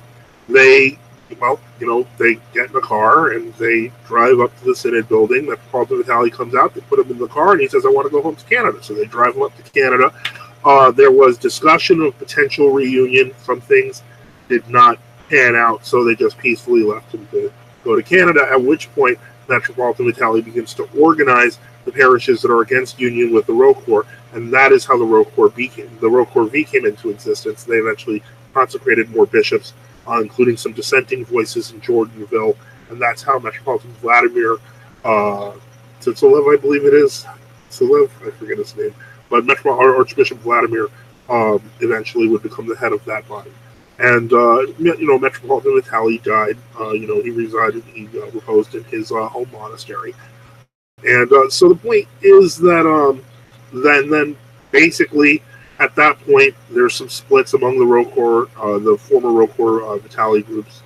But there's always some communications with with Roac because of the difficulties that they're all experiencing in Russia, so on and so forth. Because just because the Soviet government had fell didn't mean that the government was not favoring the MP at this point. So they were still badly treated and continue to be badly treated to this day.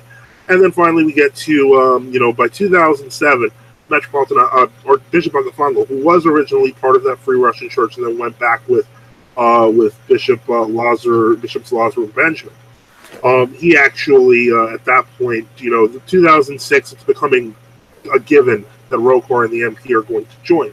So they waited till the very last moment, about a month before the official union was signed, and they organized their parishes. And Bishop Agafongo, with the assistance of the Greek bishops of the Synod and Resistance, the Romanians, and the Bulgarians, they make him Metropolitan for the last part of the Rocor that did not go along with the union.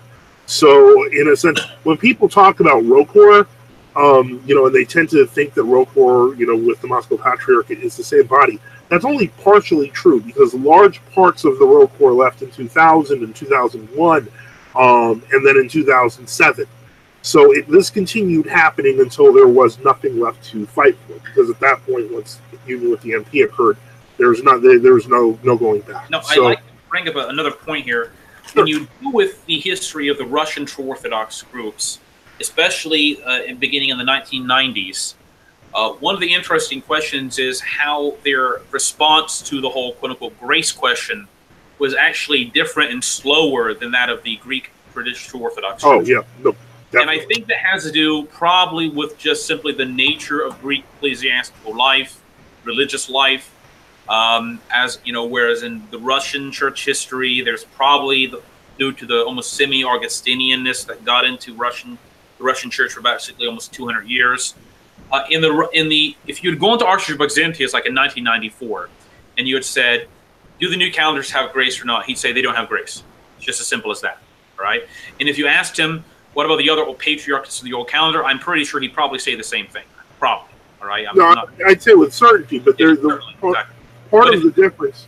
But if you would ask, let's say, Archbishop Lazar Zhurbenko in 95 or 96 or 97 or whatever, he would have said the Moscow Patriarchate does have grace, but you can't go there. In fact, he said that in the article, and a lot of the other Free Russian Church bishops said that. Now, as I understand it, and you can correct me if I'm wrong here, Father Joseph, in the early 2000s, a lot of the Russian True Orthodox groups began to move away from that view. They began I think you're right on that, and I think that. Okay. Well, I mean, I still remember when Metropolitan Valentine celebrated his 50th anniversary as a priest, but it would have made no sense unless he was referring to his time as a priest of the Moscow Patriarchate. Exactly. But the earlier generation wasn't too concerned with these issues. Not that they didn't consider ecclesiology important. Their big important issue was getting the True Orthodox Church on the footing, not being part of the Moscow Patriarchate, and having everything established, and the concept of crossing all the T's and dotting all the I's might be left to a little bit later. I think a lot of it also has to do with the ecclesiastical nature in terms of the differences in Greece and Russia. In Russia, basically because of militant atheism, concepts like being married in the church were not just downplayed, by the Moscow Patriarch, in which they actually weren't really totally downplayed by them, but they were downplayed by the state itself. Whereas in Greece, legal recognition of things like your marriage were tied to the church and the state. This is only being untied now, which is why you find in the 80s there was a lawsuit, a very famous lawsuit, the Mars Hill case. Yeah, the Mars Hill case, where effectively the Supreme Court of Greece had to say, well, technically the Old Calendar Church can't be considered a schism proper. They just have to be recognized as actual Orthodox Christians. And the reason for that case was over health insurance, because priests were supposed to get health insurance from the state. So, your legal existence in Greece depended upon whether or not you were Orthodox or you were schismatic or something like that, or you had grace or not. Whereas in Russia, that wasn't even much of a question because, if you were religious, you were just bad. So what happens is in the Russian True Orthodox world, basically around 2007, 2008, you're beginning to see a more consolidation upon having a negative view of grace and world Orthodoxy. And, yeah. I agree with it. I think it's for totally legitimate reasons. I think basically they're kind of getting, I hate to use the word malaise, they're getting out of the old Roquefort attitude where they kind of had multiple different groups competing and they had to kind of satisfy everybody under a broad umbrella of traditionalism. And so I think like the Artok has a Sobor in 2008 where they have like a declaration. Then there's kind of a fight within Artok that happens over the next 6 years. And eventually the no grace side wins, and that's the current ruling group in Artok. And then you have, I think Roak may have made a similar decision or statement sometime in 2006 or 7. I'm not sure. When you were in Roak, did Roak officially have a position, a document saying there was no grace in world Orthodoxy? What was no, I would say that in Roak, they, 2002, 2003, what? Yeah, I would say that at that point, even though the question had not been discussed, there was a general disdain towards Cyprianism.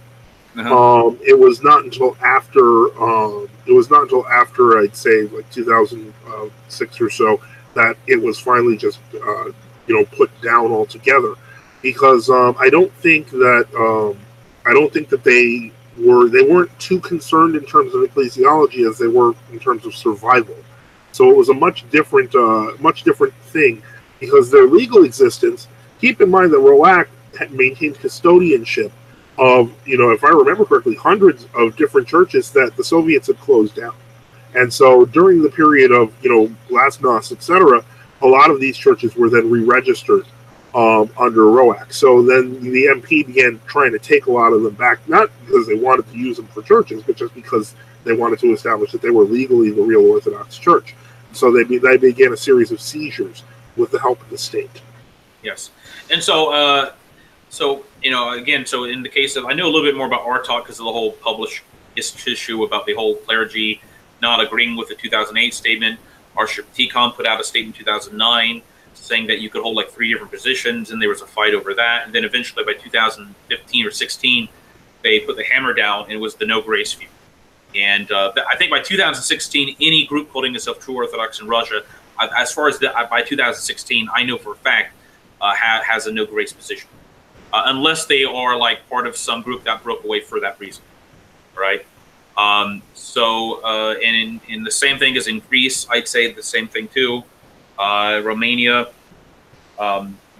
So that's up to the modern, and of course, we're not technically Greek or Russian or Romanian, our synod, but our position, if you look at our chancellery statement, is the no grace position too.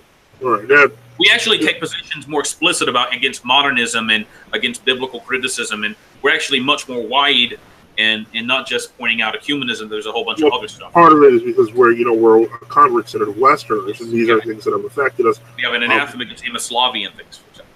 Yeah. Now, Roak has that too. Yeah, they have a condemnation, not an anathema. It's the same thing. Now the timer asked about a group called the Apostolic Catholic Church in the Philippines.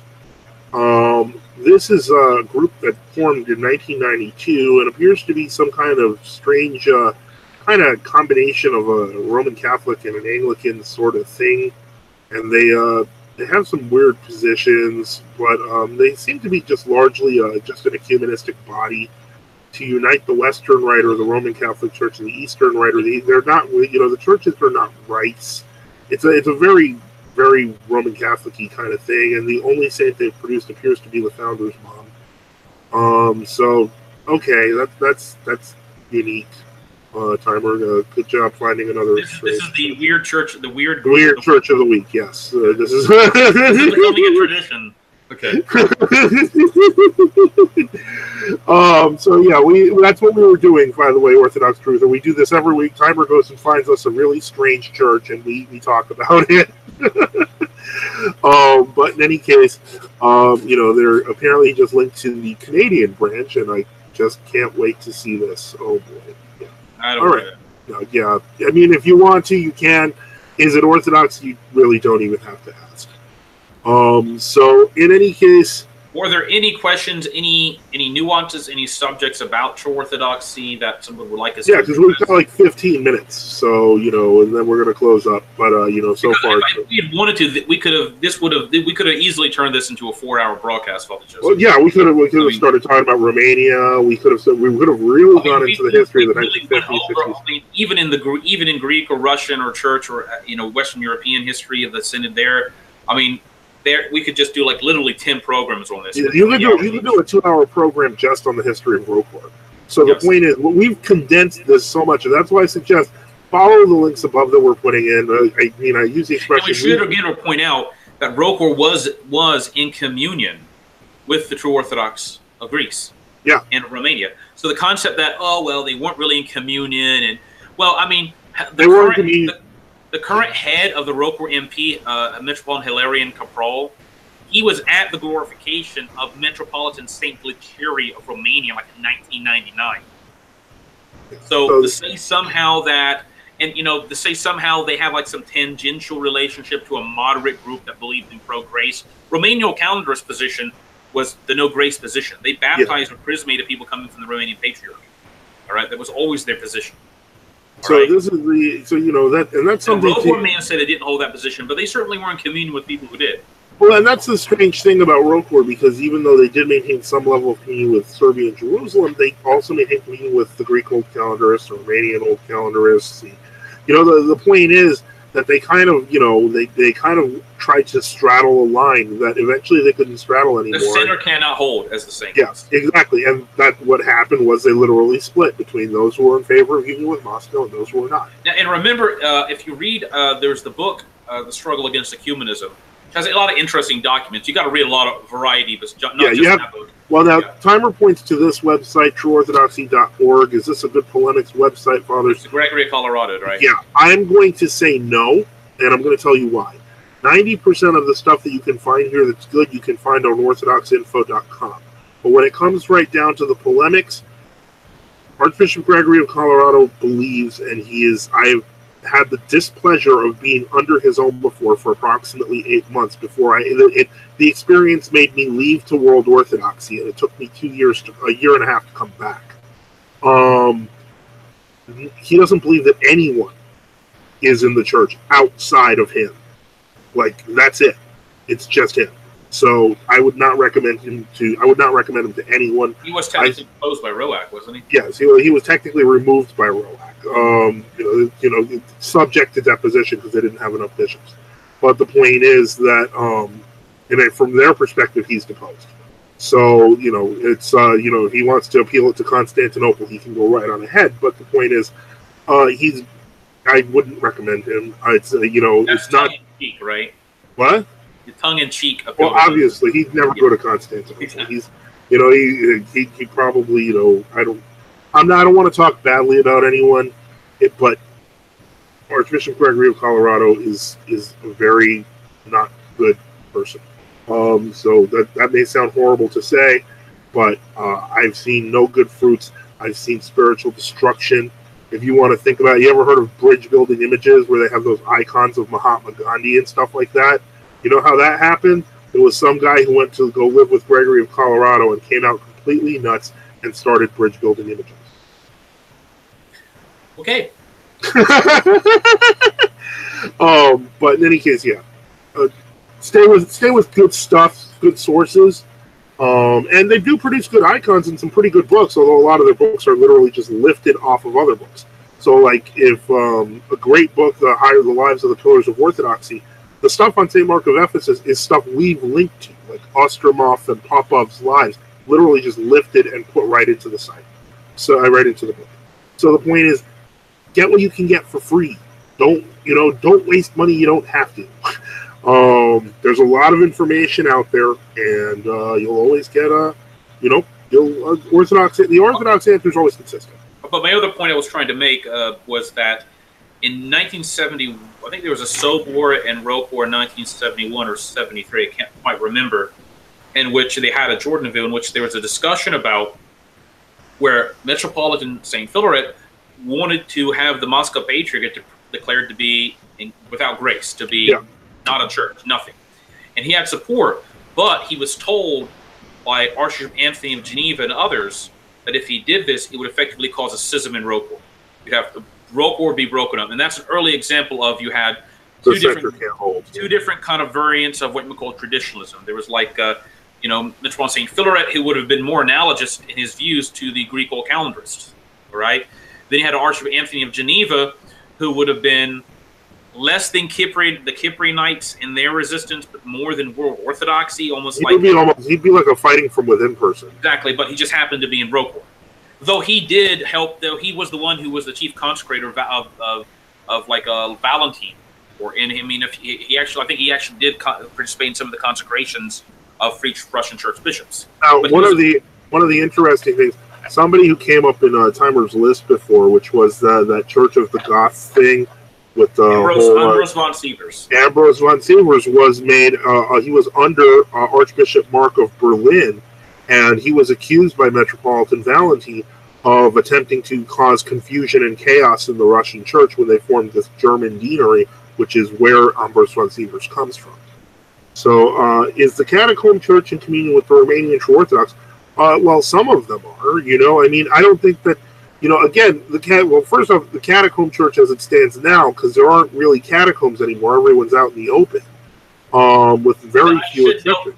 There were two Seraphimo-Gennadite bishops that were taken in by the Rokor A and given care of conditional correctional consecrations, which caused chaos in the Rokor A, and some of them split off for that reason. Exactly. Even though they did it's very strange because they did all the ordination prayers over them again. Why would that be a controversy? Yeah, I thought it was silly. I thought the whole thing was ridiculous. But in any case, because we have our synod, our Russian synod, has Seraphimo-Gennadites in our communion, or former Seraphimo-Gennadites in our communion. And they'll, of course, and we may disagree with it, but they basically made them do the whole Keratonia service over again.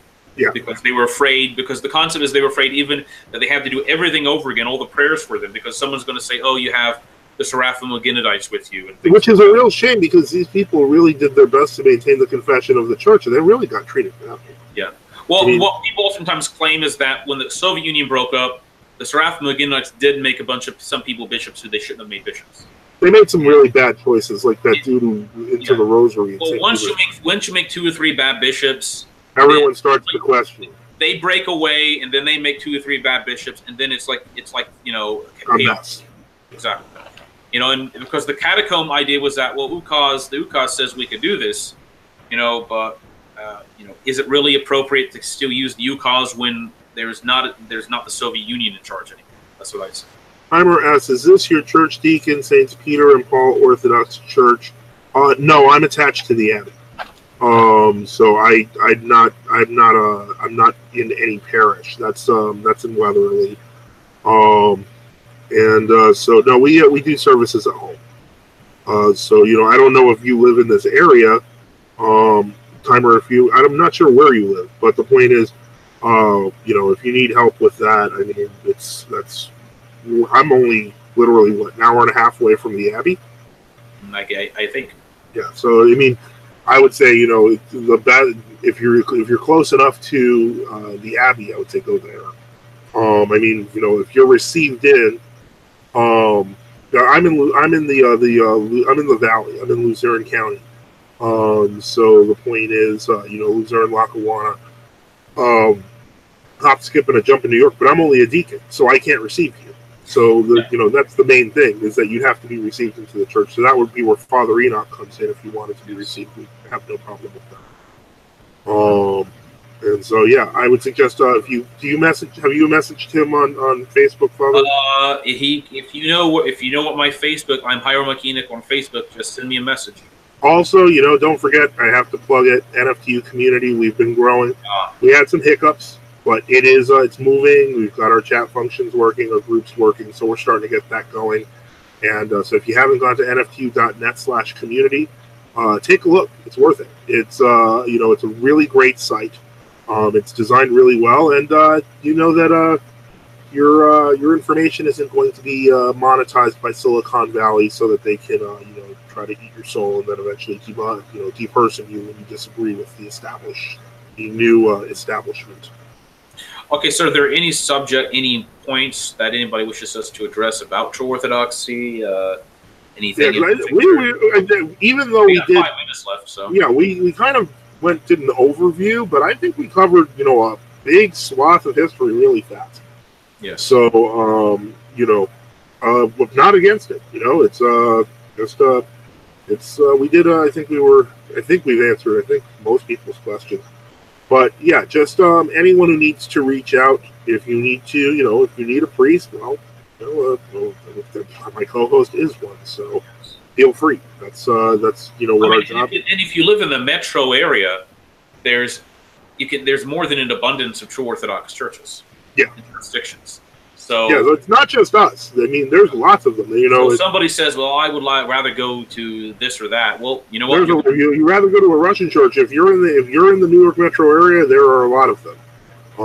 Same with the Greek churches. There's a lot of them. So there's really no. Especially if you live in this New York, New Jersey area, there's really no excuse for saying, "Well, I gotta," you're not living in like in Montana or something like that, where you got to drive like 12, 20, 15 hours to go to a True Orthodox church. Yeah. If you can find. Yeah. So if you want to attend, as I said, we don't. It's my suggestion would be to go to the Abbey on that. If you want to go there, we're Western Rite True Orthodox, so yeah, because that's I believe they're Eastern Rite over there, and I think that it's a very small community. Okay, so, it's wherever you're close to. Again, if you're in the valley, not a problem. Otherwise, I would suggest, even if you are in the valley, I would suggest going to the end because they have a baptistry and priest and everything. There's a new TOC mission in Idaho. Well, God be praised. That's good to hear. It's it's funny. Isn't Matt Slick in Idaho? I don't know. We gotta convert Matt Slick and bring him to the TOC mission in Idaho. That's what's got to happen next. Well, so pray that happens. Okay, Father Joseph. I guess there's no point in belaboring the points since we have no more questions. We might as well close it down 2 minutes early. Yeah, not a problem. Have a great night, everyone. Thank you to every single person listening. As always, everyone who had questions and everyone who contributed to the discussion. Just remember, Happy Lent. Benedicite. Benedicite.